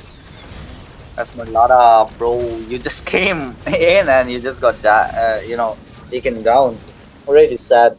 Bad move like that can cost you the match. And right now, Team Critical Crew, oh my god, look at there. The Tsunami Slam have been used, but no one will be taken away. But look at there, with the heavy spin, high loss have been pushed near the base, will be taken down in the hands of Kira Tempest. A good kind of, heavy spin coming in this time. And Selena as well, spamming all her abyssal traps so that she can provide vision to the team. And both the teams are really very strong right now, because it's 12 minutes, almost 13 minutes, and this is the time when Iritel gets this spike onto her and she can just burst down anyone with her crit damage with the Malefic gun onto her. But look at Mikey, she is just going in with that damage and trying to unlock the crossbow tank. Oh my god, the hard guard onto that 1-1. Heavy spin have been used. Will he be surviving? But no, he will be taken down. Monster kill. Oh damn, the damage coming in from that 1-1, but this time he will be getting caught. But no, triple kill again with the tsunami as well. Bro will be just immuning it and will be the one securing the kill again. The triple kill coming onto his hands. Final slash have been used with this labor amount of HP, but no, Stevenson will be taken down. Legendary in the hands of Mikey. Mikey will be getting the double kill as well. This is the complete wipeout for the side of Team Critical Crew, and Team Nexus will be the one winning this match. What a nice gameplay coming in from the side of Team Nexus, despite getting the domination from the side of Team Critical Crew. Team Nexus managed to get the win onto the side because they have the Angela, and when you have an Angela and a good goal laner, that's a really good comp coming in, and the Arloth as well. The final slash and the damage coming in from his side was also really very good. Congratulations to Team Nexus for qualifying for round two, and Team Critical Crew. I hope you guys come back stronger next time in the wild card or in the next tournaments. Till then, me, Shinji, I'll be signing off and for a short break, guys, and we'll be bringing two more matches with a new pair of casters who will entertain you. Till then, I'll be signing off. Peace out.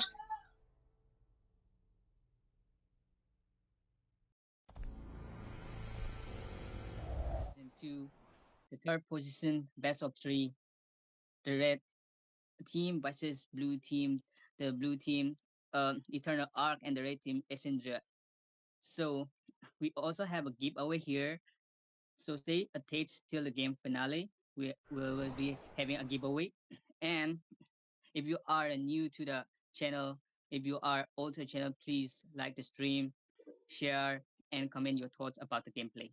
I'm your boy Axel, here to cast with amazing caster here, K. You'll be right back at the time. But yeah, let's continue our game match draft pick. Well, you know what, Axel? Nice meeting you, and thanks to you guys first for giving the opportunity to cast in the third place finals. It's gonna be happening at 9 p.m. But as of now, we are looking at the third place match, and I can already see Zacian being banned out. What are the thoughts about this? Exactly. Using is banned literally. It causes a lot of pressure to the opponents, to the teams also with its ultimate, and yeah, with its AOE, and yeah, it also helps in team fight that support mage, but it doesn't have a damage effect. So yeah, that's a good ban for them. Well, actually, that is a good ban, as just mentioned. But then again, Team Ace banning out that, YSS. YSS is, calmly rising up in this meta. Absolutely. And here goes the Uranus. As a meta of EXP, he goes with like they ban the EXP meta right these days, but probably they could ban something that is uh quite pick up in the tournaments. So what are your thoughts? What they will ban right now? But I kind of think like they should go for, you know, that chunky EXP bans. Lapu is open, Granger is open, and even YZ is open as well. And we can't forget Kimi and Farsa, so anything might get banned out. Okay, Yeah, but no, but Masha gets banned now. That's pretty interesting ban, if I had to say. yeah. I have never seen a Masa ban before, but yeah, I think they don't want to give Masa or something like that. But Well, banning Masa is unexpected. yeah, exactly. As I said, it is kind of unexpected, but then again, I'm kind of interested in what is Blue Team gonna ban. Is it gonna be a Lapu or those burst potential mages Farsa? Okay, it Let them is the play the chunky hero. black dragon that I gets will be banned the out. truth this world desperately needs. Yep, the chunky as it is strong and reliable for team fights. Yeah, EXP lane, it's always in the king of EXP because it has a lifesteal problem. Though this Yuzong can be effective for the team. That's a good ban. Right now the red team is picking up. Okay, what's your suggestion on this ban right there? Do they ban the Well, support or do they ban the yeah, you think? you know what? I'm kind of thinking they should ban that Lapu Lapu because, Blue Team I am got the not the first only pick, one bound but by oh, these okay, it's gonna chains. be that Phobius. But we can't forget about Lapu though. Like he is open, and we have seen in many matches that he gets picked out, but it's gonna be Kadita coming from Snipes. I saw Snipes Kadita. It's quite awesome. Like he just goes in between four men and stuns four of them, dealing a lot of damage so that the Hyper can finish off. So they might have something, planning inside their head. What should they pick next? What do you think, Axel? Yeah, choosing Kadita is a smart choice because when you go to the ultimate of a Kadita, it once breath down the teammates very perfectly. It goes well with the team fights. So yeah, taking a Kadita for a first pick is quite a smart way, smart move. But in the other side, we can see that there is a Baxia and 1-1 picking right there. the Basha gets picked out. You know what? I kind of think that Basha should go for the jungle place, but then again, it's gonna be Rome in my opinion. And you know what? I'm kind of interested in seeing one into the play as well. Yeah. They would either take quite a hard time to like provoke that 1-1 from having that crossbow. There will be a problem if the team cannot stop the crossbow of the 1-1, because 1-1 is truly a meta right in the position of this time of this tournament. Exactly. One either gets banned out or picked, and Team ACE they didn't, let the chance slide that they should go for the one and they went for it. But talking about blue team, their lineup also looks strong with snipes with that Kadita and those chunky Gatol and the damage queen Irithel is onto the team. You find tranquility in battles. Exactly. There goes Badangs in their hands. So it might be quite hard for the team blue to take down, but yeah, they are also quite hard to take down. But the most important thing is that they Thorns remain should petals engage. fall. Well, I guess you're facing some internet issues, but we cannot let this slide. The Badang is onto the play, and the blind lady gets taken out as well. When we are talking about these picks, two of the assassins get banned out. What are your thoughts about this, Axel?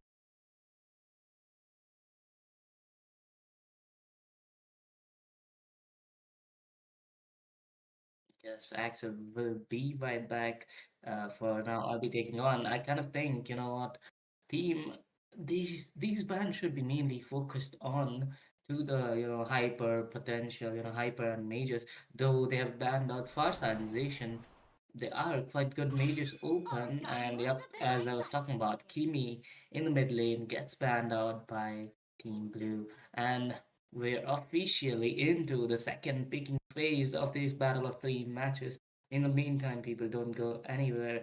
You know what? Do these three things that I'm telling you. Like the stream, share it with your friends, and we all know that there are some giveaways going on. So don't forget to participate, and you'll be told how to participate in this. But then again, it's the first pick. Sorry, the first pick of the second picking phase from the red team. What are they gonna pick?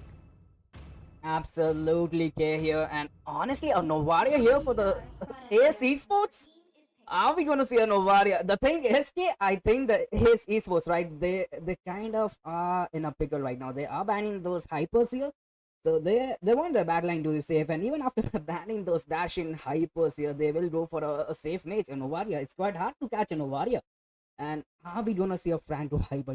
Look at that. Link is still there. So yeah, the assassin paid like the AC Sports, right? They kind of guessed it that an assassin is coming here.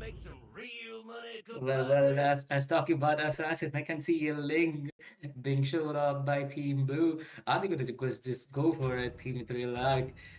Are they gonna connect to the link? Because they are pretty strong. They've got no vibe, one. I mean, Link is the only one who can take them out, and But who now knows Joy, what it's gonna be. The dancing lady, Joy. the Joy with the Franco there. So the thing is right now, the team AC Esports, they cannot go for their hyper as well. Nothing like high mobility, right? Because the Franco is there, right? And Franco will be saving his ult. And let's not forget Gato Gacha and Kadita is there as well. So right now, Idrolard, they are looking strong, and Carlos are onto that Joy, onto the last pick as well. And let's not forget how much damage taken the Povius has, the notorious. He was actually the punching bag The from the punching team bag, fight. man. 1.5 lakhs damage, man. 40% of the damage taken by that Phobius. And yeah, the team VTT will get the game number 1 into the series. And with that, we will be taking a short break, guys. We will be right back with the match number 2. So don't you guys go anywhere and like the stream as well. And hello, beautiful people. We are back, and this is gonna be match number 2. And the grand finales are here, right? Moba Rising Season 2. Team VTT gets the first game into the series. And with me, I have this beautiful person. You guys already know who he is, and it is gonna be Apostle MLBB. Hello guys, how you doing? It's nice to be here again. I'm actually excited for new matches because the last ones they were amazing. They proved me wrong on every single freaking way possible that I was in shock. So I'm looking forward for these matches to be actually as entertaining as the previous ones. And how you doing, Sonny? I haven't talked to you for days already. How's everything? I'm actually doing good, and the thing is, I'm just tired. And what about your puzzle? The thing is, like the reels, right? The reels that you post is on point as well, I am especially not that the AI only ones. one I've been watching bound those, by these and honestly, chains. what a wonderful reels are. Thank you, thank you. Especially the Lancelot Um, one, right? yeah, you like those ones, huh? Uh, Don't lie, but you like them as well. yeah, probably. But now looking at this draft, we can see that they already banned Povius and Kalia, also the Baxia and Jisun Sin. They already got rid of the actually probably I'll say the sustained heroes, and they already got rid of one jungler. What do you think would be the next ban? Honestly, if they're not going for that Uranus, they should probably ban this. But at the same time, the Kimi is there, right? The Kimi onto the mid lane is horrendous. And the thing is, she will freeze your lane. She will not let your mage to be level 2. But look at that, it is going to be the Farsa. So yeah, the C3 Mirwaki onto the blue style will recognize the danger. Like, they kind of get beaten down by that Farsa onto the DM1, right? Oh yeah. Now that you mentioned the well, I was about to talk about Uranus. I guess never mind. The Uranus, man. Yeah. They don't want to He's deal a with menace, man. He will be back to full HP. I don't know why MLB, why you made your hero so broken. And look at that, the Kimi mate is there. Opposable. Yeah, just like the way you just predicted they were going to ban Uranus and they were going to pick Kimi. We might be able to see it on mid lane or probably on gold lane. What lane do you think it fits better though? The thing is, Apostle, the glue is still there, but the thing is, most of the Kimi they probably goes towards the mid lane, right? And right now, the glue is a menace in the XP lane, and the glue counters are basically the Vexana and the Faramis. But the thing is, CT Miraki they cannot go for that, but they will go for a Lapu Lapu after the buff, after the patch, man. He's unstoppable. With that, Rose Gold, the way he sustains, and look at that, a Kadita will be there as well. Petrified onto that Kadita will melt down that Kimi any day and any time. We might be able to actually see some combos between those two. And just like you said, he's still OP, even though he got a nerf. He's still really strong. I'm really surprised. Probably they will be nerfing him or they will leave it like that. You can already see that they went straight for the Esmeralda. That might be actually a problem when it comes to the shield of the Lapu Lapu, but I think that's it. If the Lapu Lapu manages to get Sea Halberd in the beginning, it's gonna be bullying the Esmeralda. We also see a Gatot. I'm pretty sure they want to get rid of the lot of DPS heroes of the marksman, so like that they can, pretty much sustain the match. What do you think they're gonna be picking now? Are they going for a jungler or for the marksman? Hmm. The thing is, why will they show the hyper way too soon, right? They will be going for a tanker here. The thing, the, the Baxia has been banned, right? And that's a team VTT. They do go for the composition of that Baxia and YSS. Even the last game, right? The Phobius was the D player, but look at that. They will go for the ban here, so they will be showing that MM. Uh, will they ban? The thing is, the Phobius has been banned, right? They got harassed by the Phobius into the game number 1. C3 Meraki, they realized this and they banned that phobia. So that's good. And that just opens up Van Man, right? So right now, who is going to counter that Van Man? Because there is no CC and the Irithel gets banned as well. So yeah, more playing around for the Van Man, it seems like. Yeah, actually, yes. So the red team needs a jungler and also a roamer. Um, you think they will Hayabusa? be Hayabusa? No, actually, Hayabusa might be a good pick for the blue team. It might, but the thing is, the team VTT, they do have, a very good Franco player, MSTZ.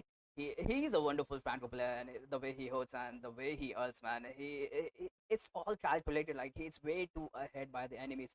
And some Meowington here, he got the last ban as well. But at the same time, Apostle, they will be banning that Matilda Airlines, man. So that was a good, ban, especially when the enemy have that man, right?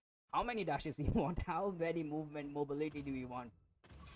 Yeah, I totally agree with you. Ooh, they're getting rid of another marksman. I see. I'm guessing that they're gonna be depending on the gold laner late game and not on their jungler. If they're getting rid of the marksmen that probably get like a trouble for the 1-1, I might see a lot of pressure on gold lane. Hopefully, actually, pressure on gold lane is very entertaining. You can, you were talking about Franco, and they banned the Franco. The respect man is crazy, so they might be going for a Hayabusa. But look at that, the Daddy Fedrin is here as well. So yeah, the team VGT, they're kind of looking strong here. They have the CC, they have the mobility, they even have the burst and sustain here. But Damien 555, the thing is, this player man, he just played that Ruby Gold, if you remember, right? He was a menace onto that Ruby Gold. Oh yeah. Yeah, he's going for that tank killer as well, right? I think Carry might be actually good to counter the Fedrin, but you can see that it's actually hesitating. It's not going straight for the pick. Also, their jungler. What do you think? Because Fedrin counters most of the assassins. Export here onto that hyper will melt them, but no, look at that. It's your favorite. Van Morals onto that Lancelot, and Damien onto that carry as well. Ooh, they went straight for a counter. Kufra went straight. No hesitation, straight to that Kufra. Like, you wanna land? Let me just show you my Kufra as well. Yeah. You wanna ban my Franco as well? I have other heroes. And Yeah, I have more heroes for you for cannot you. counter me. Yeah. Right. Honestly, man, the team C3 Meraki, they are already onto that purifier. They do realize the amount of CC that they have. And MSTZ will load that 2 for here. So, yeah, game number 2. Team VGT and Team C3 Meraki. And honestly, who's your favorite here, Apostle? Looking at the draft, like, who do you think will win this? Um, looking at it, I'm actually not sure. Hopefully, I'll get to see the Kimi in more action and more aggressive because Kufra pretty much is going to be countering the carry and the Lancelot on early game. But we will see though. But like before, they proved me wrong. It's just in my brain. I'm picturing everything in a specific way. That's all right. Honestly, I am with you because they do have 2 MMs, and one of those MMs, right?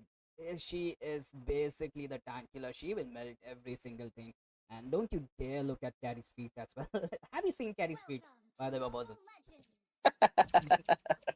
I haven't, and I'm actually the way you just said it. I don't want to check it out. You should, man. You should. You will get the drama of your life. And yeah, Kimi is gonna be onto the mid lane here. Both the teams will help their respective hyper. And look at that Kufra already jumping around the map here, providing that vision, harassing 3-3 Mirwaki here.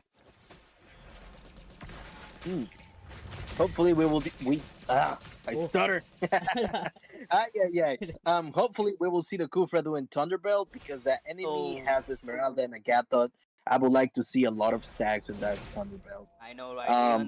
Even the heal, right, is insane with that Thunderbelt. And look at that, they are contesting for that Leto here. Not even the Leto. And look at that Kimi. The damage is there, the passive is there as well. And we might see some Muriting going down, but no, he escapes. That's the thing about Fedrin, right? His farming speed is way too low. And I think the C3 Mirwaki, they need to abuse this. They need to realize this. They have a Lance, right? The Lance will be level 4 way too early here. He's going for the bait, maybe. Yeah, look at that Kufra, wonderful jump, and right now the Kufra can go down. Lance with that massive damage, the stun is there as well. Abyss TZ escapes onto that 1 HP. The pressure is there. C3 Meraki, they are pulling up their swords, man. They're here to win. It seems like the Fedrin is not even level 4. They will still contest for this here. I guess it's too risky for the Fedrin to get that creep. He is going to get killed if he doesn't get out of there. He really wanted that creep, man. He really wanted that creep. He was like, give me my level 4. I want my level 4. But at the same time, we hardly see this, right? A carry against a Van, and honestly, onto the early game, the carry does have the advantage because of that true damage, but the turtle is here. I can see that the Kufra is actually using the ball too much. So he gotta save it for the Lancelot, otherwise it will happen like the previous time. that he didn't have the counter skill, and Lancelot took advantage right away. Oh, another beautiful team fight here. They are onto that turtle. Ooh. Fedrin gets that turtle as well.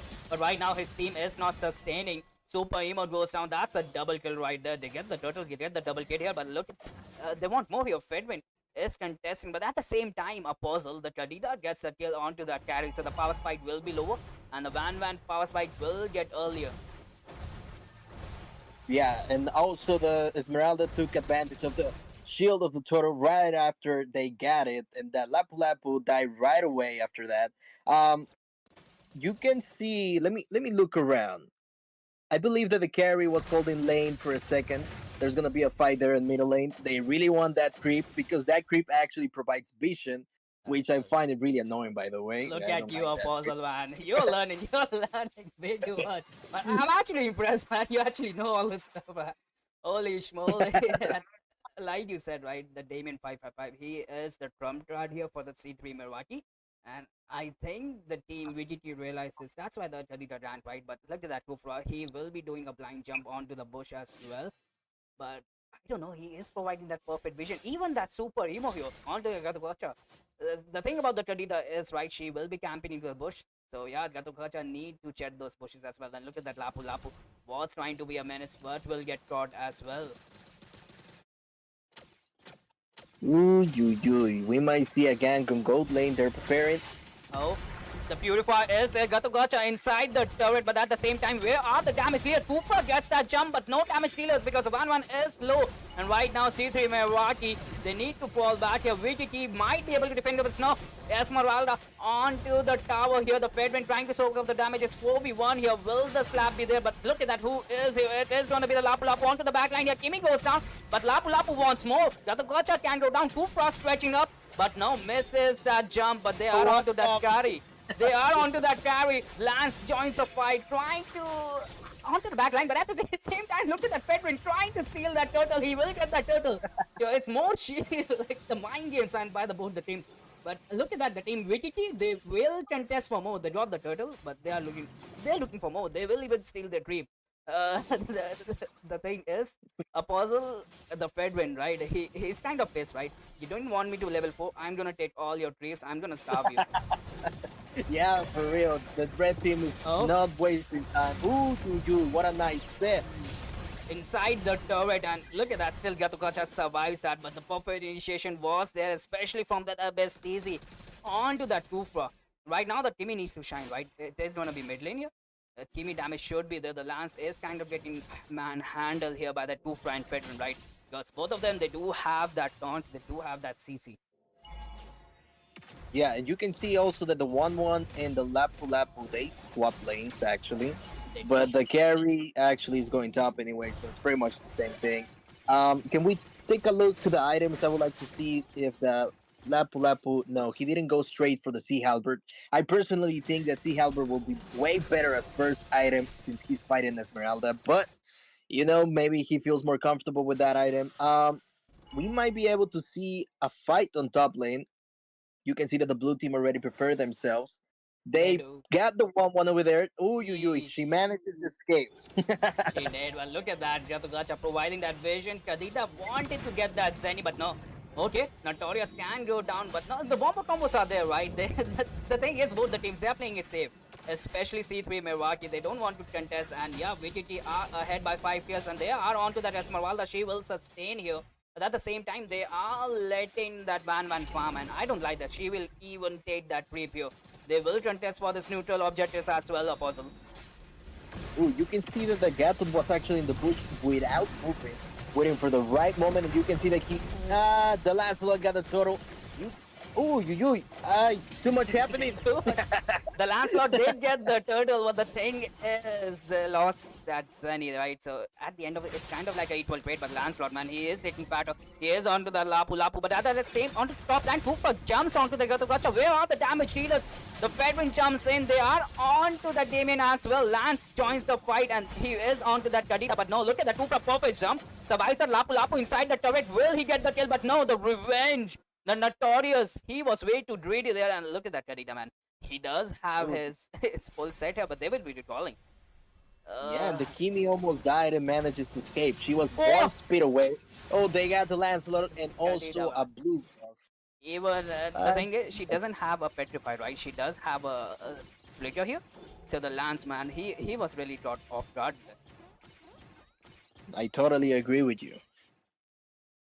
And I'm still curious why they didn't take advantage right away of top lane since they won that fight. Well, 50-50 actually. You can see that the one's going back to the lane with the Lapu Lapu. They will be pressuring that lane for sure. And there's no one there to defend it, so yeah, that tower is completely gone. You can see in mid lane they're starting to team up. They might be pressure in mid lane, or probably they will try to catch up on bot lane. You can see that the carry is already pushing on bot lane. She's not wasting time. She needs to catch up with that gold. The whole red team is going down there. We might be able to see another fight. The Lapu Lapu setting up already. oh, the conceal Um, is there, but look at that Kimi, man. She stopped that Kufra, but at the same time, the Kufra is onto the Gatokacha, and the mid lane pressure is there. Fedwin onto that Esmeralda. Esmeralda, we hardly see Esmeralda gets melted, but look at that Kufra jump is there. The ult is there as well. A perfect slap. AOG misses, but it is onto that Fedwin, but no, the perfect taunt was there. Kadita will go down.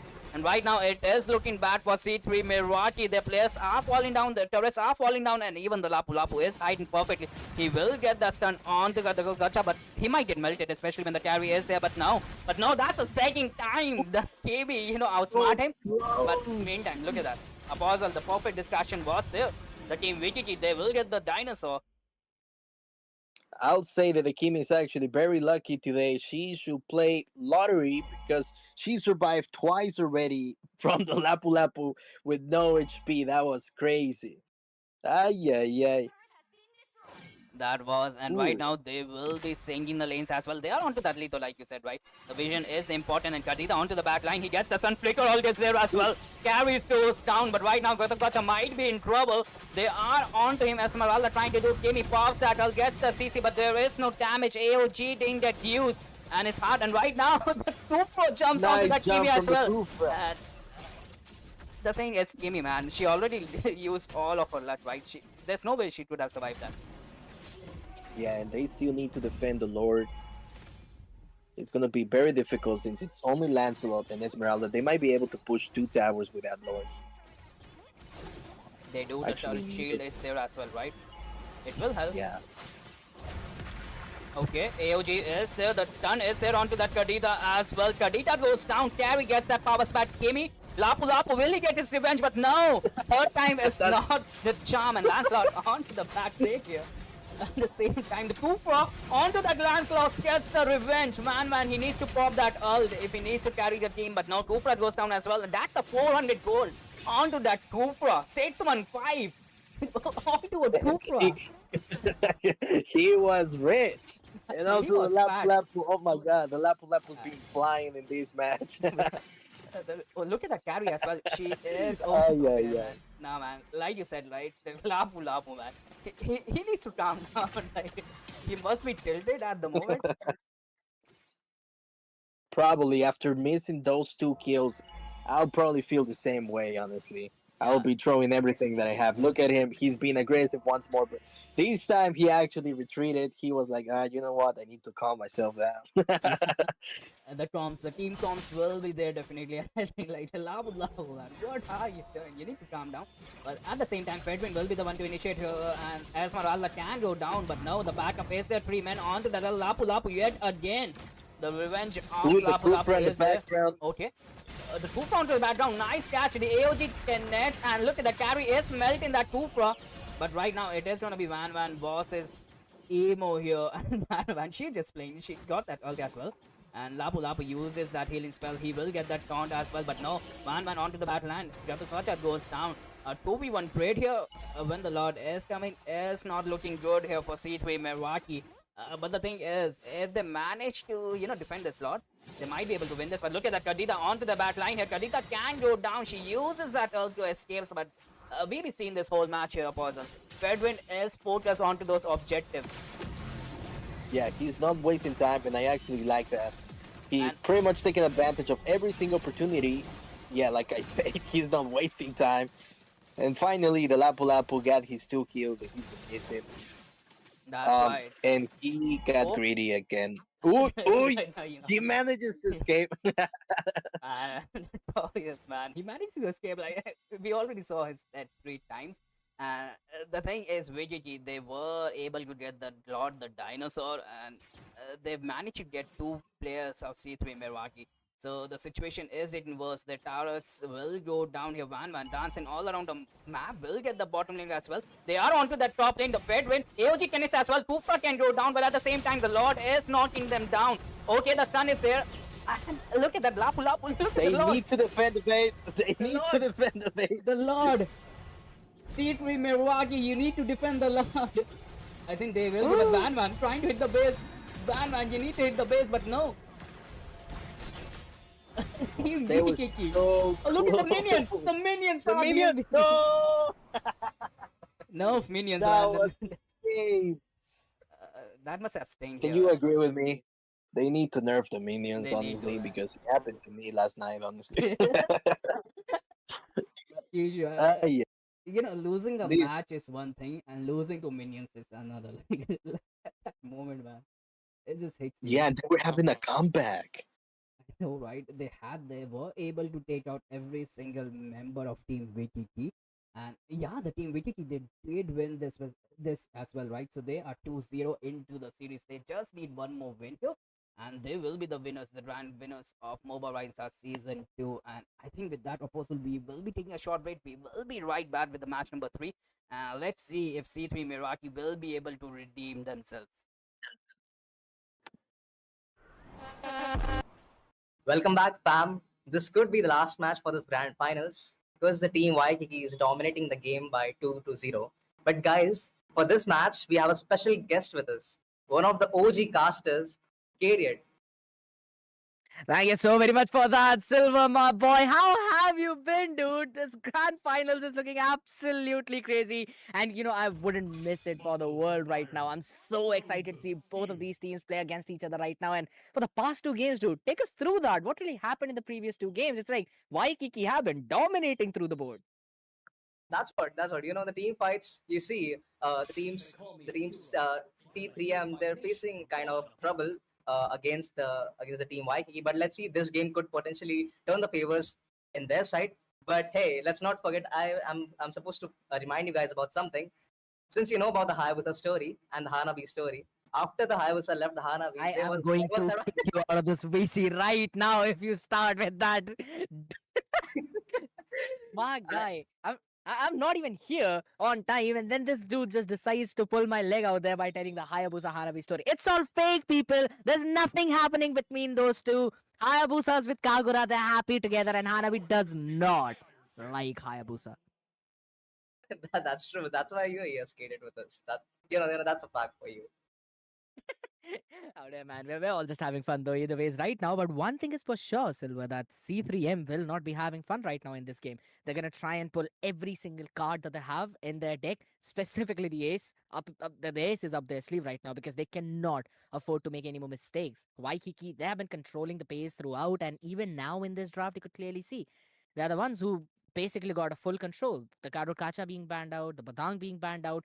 Now it's C3M who have to answer back with probably the Kimi or maybe even the Uranus. You would not want these two prio picks to go on the other side. That's definitely right. If those picks get in their hands, that could potentially be very difficult for the team C3M to fight back right now, since they already have the second pick. So the priority could possibly change. And talking about the bans, you see, if this game would really if they really want to win this game, I think they should possibly go with the best comfort draft that could possibly have in their deck. I mean, I would normally agree in a scenario where you would need to go to the comfort draft to try and maybe get another game for you. But I'll have to say one thing. In the recent days, the patch has been like, if your comfort is something like the Layla or the Mia or even, something along the lines of Hanabi, I would rather suggest you to go for a bit more meta out there because, yes, as good as your comfort can help you win the game, if the disparity between your comfort pick and the actual meta pick right now is too much, then it's actually gonna backfire on you though. But I agree with your point, Silver. I'm pretty sure that they'd be looking for a few of their comfort picks as well. But I'm interested to see what Waikiki would want to prioritize right now because both the Kimi and the Farsa are up for grabs, and only one of them could be banned by CEM. Yep, that's right. And since they could only choose a one pick for themselves, the other two picks will definitely go in the favor of C3M. So they have to be very careful of the first pick they pick right now. The Pasa and the Kimi is opened as well. You can, but there's one last one to tell about that. And talking about the Uranus as well, since you said about it, they've taken out all the EXP laners as well. Since this is the EXP meta, they're not gonna fall for any marksman for themselves. And I'm pretty sure the 1-1 was the most among in the last match to give them the trouble. They decided not to ban it at all. That's an interesting play out there, right? Because we already know how prioritized 1-1 has been these days, though, but it's falling down to the same thing. Farsa being prioritized first. Now, I'm not quite big fan of a Valentina early on in the draft.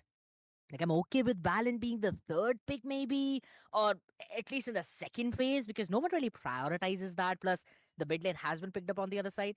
I'm really looking for either a Kimi 1-1 pick or maybe a Kimi Erethiel pick, so that even if the 1-1 goes on the other side, you have Erethiel that can actually win and lane better than a 1-1 with a sprint. And trust me, the amount of games that I've played with 1-1 right now, Erethiel is one of the most irritating marksmen to deal with. But I love that. I absolutely love this Harith pick right now. It's been a bit of an more like an underdog pick out here. Not a lot of people prioritize that, even in ranks. So this kind of surprise is going to be so good paired up with the Lapu Lapu. That's definitely true. And since you said about the Harit, they didn't want it to fall any of the circumstances of picking a marksman. So they're going, I'm pretty sure Damien, he's been picking all the scaling up heroes among the last matches. So this time, I guess, if he has a good chance with the Harit, he could potentially fight in the mid to late game. And I want to see a Irthil against Harit right there. But oh, John Skies just locked onto that Granger. And you see, the Zenny, since the Lapu was already open, he definitely did not hesitate at all and just went for the Lapu. They could if the Notorious, he could have went for a glue as well, but then the Super M, they could have potentially swapped a Vexana or a Paramis. So that's the Esmeralda speaks for itself. Absolutely agree at this point. That would have been a pretty solid pick out there. Glue would have forced the Paramis on the other side, and I think so. It could have been pretty solid even against the Farsa too. Even in the laning phase, you'll have a pretty decent time clearing the mid, as long as you're a bit more careful out there. And then again, those constant pulls, super annoying to deal with right now. But what's going to be the next pick is my question. Always falls down to this third pick right now. Gonna lock in the Zatian. It's an interesting way to counter the Farsa, right? You've got the soft counter in the form of the Phoenix Fury that can eventually stun the feathered airstrike of the Farsa on the other side. So, but you'll have to time it so very right. And they've been constantly showing this Kufra instant ban out now. They do not want it to go in the hands of the other side to counter that Harith. Definitely true. And since they've already picked Zishan for themselves, standing together is in the team fight is the worst possible nightmare against a Zishan, because you see, if they're kind of together, like being totally sticking together, then it's a problem if they go for a setter tank. And I'm pretty sure if the Super M goes for a setter tank like a Tigreal or could potentially go for a Kufra, but okay, but the Kufra is banned, so yep. If they go for a Tigreal, then it could deliver some good team fight. You should. Could be a pretty interesting pick as well in the form of that Tigreal. I agree, but you need someone to actually give you a bit of peeling right now. You do not have any peel, and I'm not quite sure if Tigreal would be the best peeler in the world. Because if there's one more initiator pick coming in from C3M, then that Tigreal is going to be bursted down instantly. The Zatian, he's just got a decent amount of poke. Harith has got a humongous burst. And I'm pretty sure that they'd be leading in some kind of assassin towards that jungle that can delete the other side now. The band of the Hayabusa themselves to make sure that this Harith and the Zatian are going to have fun time in their own lanes. But now I want to see what they really want to go for. Something to pair up the dive in the backline with the Lapu Lapu. Maybe, something around the lines of a Lancelot.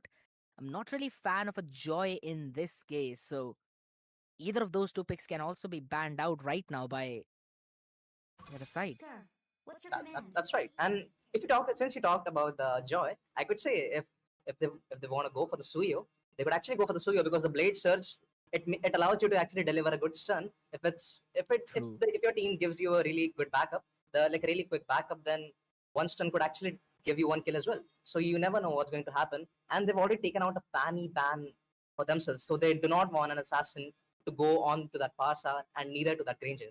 So right now they need a good sandbag because Lapu considers to be a zoner and not actually a front line. So they need a solid front line for themselves. I'm not pretty sure if Franco is really someone I'd lean towards, you know. They've got their peel in the form of that Zapian. And yeah, hello, beautiful people.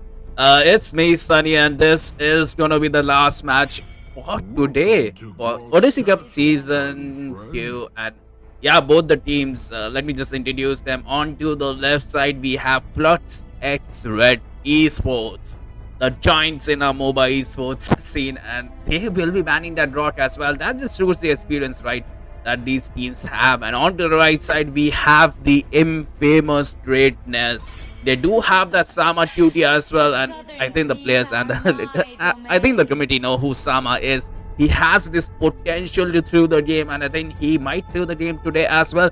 But at the end, I think we are gonna see a very exciting match here. And look at that, the Kadita has been banned as well. So both the teams banning the how do I say it? Banning the giants in the meta right now, giants in the Orion game, because both of these heroes, the Drot and the Kadita, are a menace, and straight away banning them are a solid ban. That just shows them that they have the bot knowledge. And look at that, the Lapu will get banned as well. So I think the Floods X Red Esports might be going for a CC onto the first pick, and even the VSS is open, even the last slot is open. And let's not forget the Roshan and even the Farsa and even the Irithel. So a lot of options are here for both the teams, you know, to play around. And we just have to see how will they compete here. What do you mind by throw? They will lose hardly. I don't believe so, because both of the teams are experienced, and I am, you know, I am waiting for an absolutely you know, what do you say, an explosion of a match here, an exciting match here. And I look at that, the Irithel will get banned.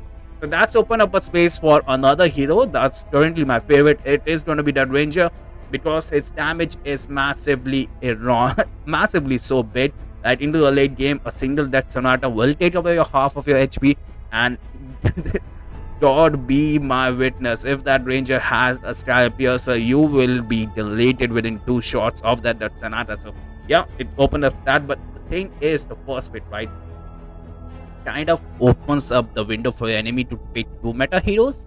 So most of the teams do that. They open up most of the meta heroes. And look at that, the viruses will get banned. So yeah, Floods at Esports, they don't want that funky business right here. And yeah, the Irithel will get banned. That's it.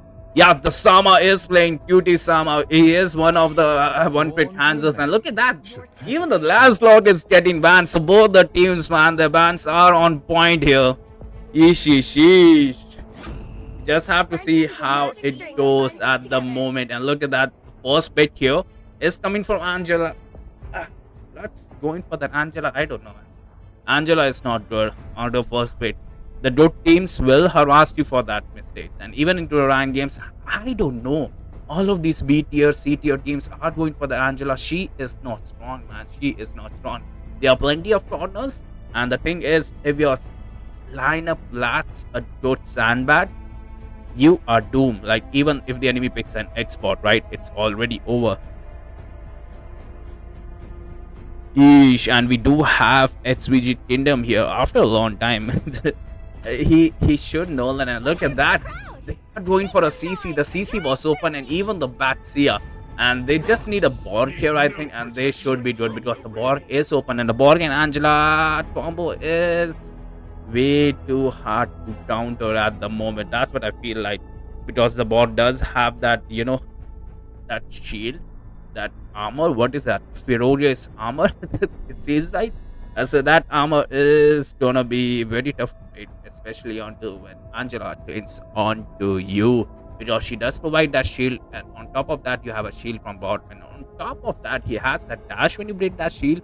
And on top of that, that Angela with that holy crystal is, you know, healing you. So it's very hard. And look at that, another meta mage that is there to, you know, jab lavawe to that's the only thing that I know. But let's focus on to the match. We have a Zacian, we have an Carry, and honestly, the carry will melt everything. The true damage is your friend here, but the thing is, will that carry get the space here? Justin is a good support type hero. She will be setting up this place. She will be, saving your teammates here with that global ulti. And let's not forget about the vision, right? I don't know the lyrics.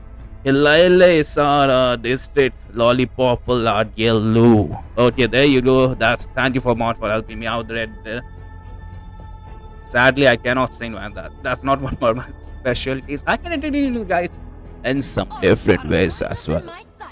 The point system is red. It's not. Sadly, it's not. People have won back to back, and the thing is, thank you for pointing that out to me. I will be, tweaking the gamble system from tomorrow onwards. The winning chances are gonna get increased, I think, by every gamble. I'm gonna make it at 3:4 ratio. Like 3 times you're gonna win and 1 time you're gonna lose. See value in me? Time for me to be a devoted hitter and complain it to wits. That's not gonna happen, sadly. That's not gonna happen. At the end, the thing is, how do I explain this? But look at that, the bans. The Fedrin has been banned, so no front laner there. And at the same time, the Florin is banned as well. They need a shout casting caster. That was the guidelines, I think. Shoutcaster, and I think that's what I do for play by play, and it was. And at the same time, the Florin and the Fedrin getting banned. The Florin here could have worked, and Thailand here from that TNT squad, they were the winners of a 3v3 tournament as well, and they will go with that Kimi as well. Okay, Kimi onto the mid lane can harass Zation onto the early game. Both of them, they do have the strong laning capabilities, especially early for Zation. But we just have to see that Kimi is gonna harass that Zation, it feels like. But at the same time, the Esmeralda is there. Okay. Streamer. Okay, I see. Let me just fix that. And even the Matilda has been banned. Okay, massive W bans coming from both the team. Esmeralda has been banned. And if you know the reference, you know the reference. And same for the Matilda.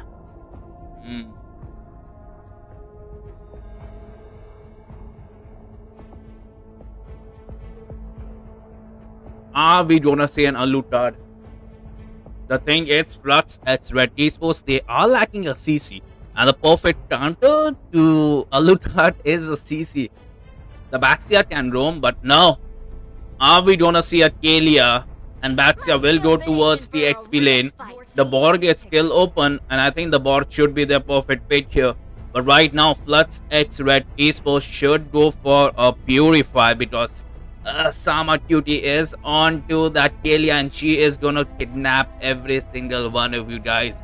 We do have a dragon here. The dragon here can work perfectly, especially if he gets that sets.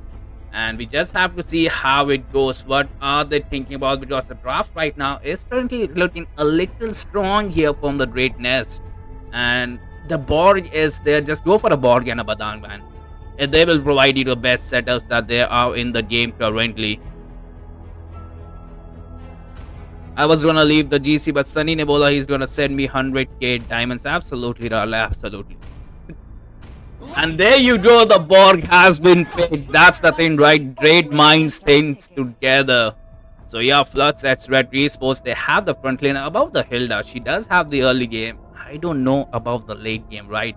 Because the Kimi and the CC is gonna melt you. The tankier you get, they need something to, to perform those sets, and I think Badang was the play. A Badang here with a Thunderbelt could have started the Thunderbelt way to Twitter, especially into the XP lane when his opponent is gonna be Kalia or what do you say, a Baxia, right? Because these two are a fighter type close range heroes that technically punches you. So it's a punch for a punch, and don't go for a Van. It's Bora. Yeah, he will go with a Ranger, and Ranger is horrendous. He will be harassing them day and night. You just have to see if the Angela out heals those harassment. But yeah, Floods at Red Esports right now, they are looking good. And yeah, this is the last match of the day. They need a front laner. The Angela is gonna heal them as well. So yeah, it might work for them. They have shifted the tide into the last two drafts here, it seems like, and right now both the drafts are looking decent. Like Until the last bit, it was into the favor, in my personal opinion, was into the favor of greatness. As the game progresses, as the last two pits were paid, they balance it out completely. So right now it is about the execution because drafting phase is only the 40%. Okay, right, 60% depends on to your wombo combo, your synergy, your advanced rotations, and how you read the map, how you make the calls, and when you engage. It's all depends on the neutral objectives and towers as well. So yeah, that's it. And yeah, we will be moving towards the last match way too soon because let's be honest, the loading screen load way too early here, and look at that. The board will start from his red here. Abraham Lincoln here will start from the red, and Baxia is gonna be the hyper. Okay, Baxia is gonna be the hyper Suns, and Suns is gonna is on Kalia is gonna go on to okay. He's gonna on to for the Roman. He is gonna be level 2 way too soon. And look at that TV already playing the mid lane, already providing the pressure onto the bottom lane here. But no, they are going towards the red buff here. They want the retribution. The stun is there. Jason is there to provide the harassment. Angela providing the damage as well. Borg is there with the true damage. Batsia just came here. They will contest for the lethal. And yeah, the retribution has been used, and it is going to be the Great Nets who will take the lethal. Kalia still jumping, using that passive. We're getting the passive base for play for fun. And the Stone Start is there. Actually, the Batsia does clear the general close. And look at that, the Flitter has been invested. But the passive from Kalia gives that Kimmy a second glance. Like, the thing is, they did use a lot of utilities, and Kalia goes down. That's just Sons and Sons. That's the first blood right there. 200 gold cap. And the Borg is trying to steal that Batsia, but I think the Batsia will take the creep, right? It is onto the 1 HP. He is going to be level 4. They can contest it, but they don't have that Kalia right there. They will take the shorter creep at the moment. Eesh. And we might see a gank onto the top lane. The Ranger does harass the carry onto the early game, but that's the thing, right, Chari? If he gets way too close to Thailand, he will mull them. And we just have to see how it goes because the first turtle is there as well. Hilda is harassing that CC. We hardly see that. Kimmy onto the bottom lane trying to get that level 4, but sadly both of them won't be level 4 here. Vengeance has been popped here. Jason pops a little too late. He should have initiated that ulti as soon as Hilda, popped that ulti for that 0.5 second CC. But right now, Kalia is not going to be level 4 here. CC had to recall, so this might be a perfect chance for Red Esports to grab that turtle, juicy turtle, to get that buff. And Hilda is providing the vision here. Biju Hunter harassing that Kalia. Kalia should use that passive to heal a little bit. And there you go. The backup was there, right? Sheesh. The backup was there. And both the teams are playing it safe. Even the Ranger is here. He is trying to taunt them. And look at that. Chari taunts that tiling there. They will go for the lethal. Another turtle is point. And look at that. Kimi harassing them. He does have that flicker onto the 5 second, but it might be too late. But no. Pops that second. Still, the retribution has been used as well. Carry joins the fight here. Ranger trying to clear the mid lane. Lincoln doesn't have his ulti, but who needs the ulti when Angela is ulting onto you? Kalia goes down yet again. This might be the opening that they are looking for. And we do have a troll here. I don't know why the troll is here.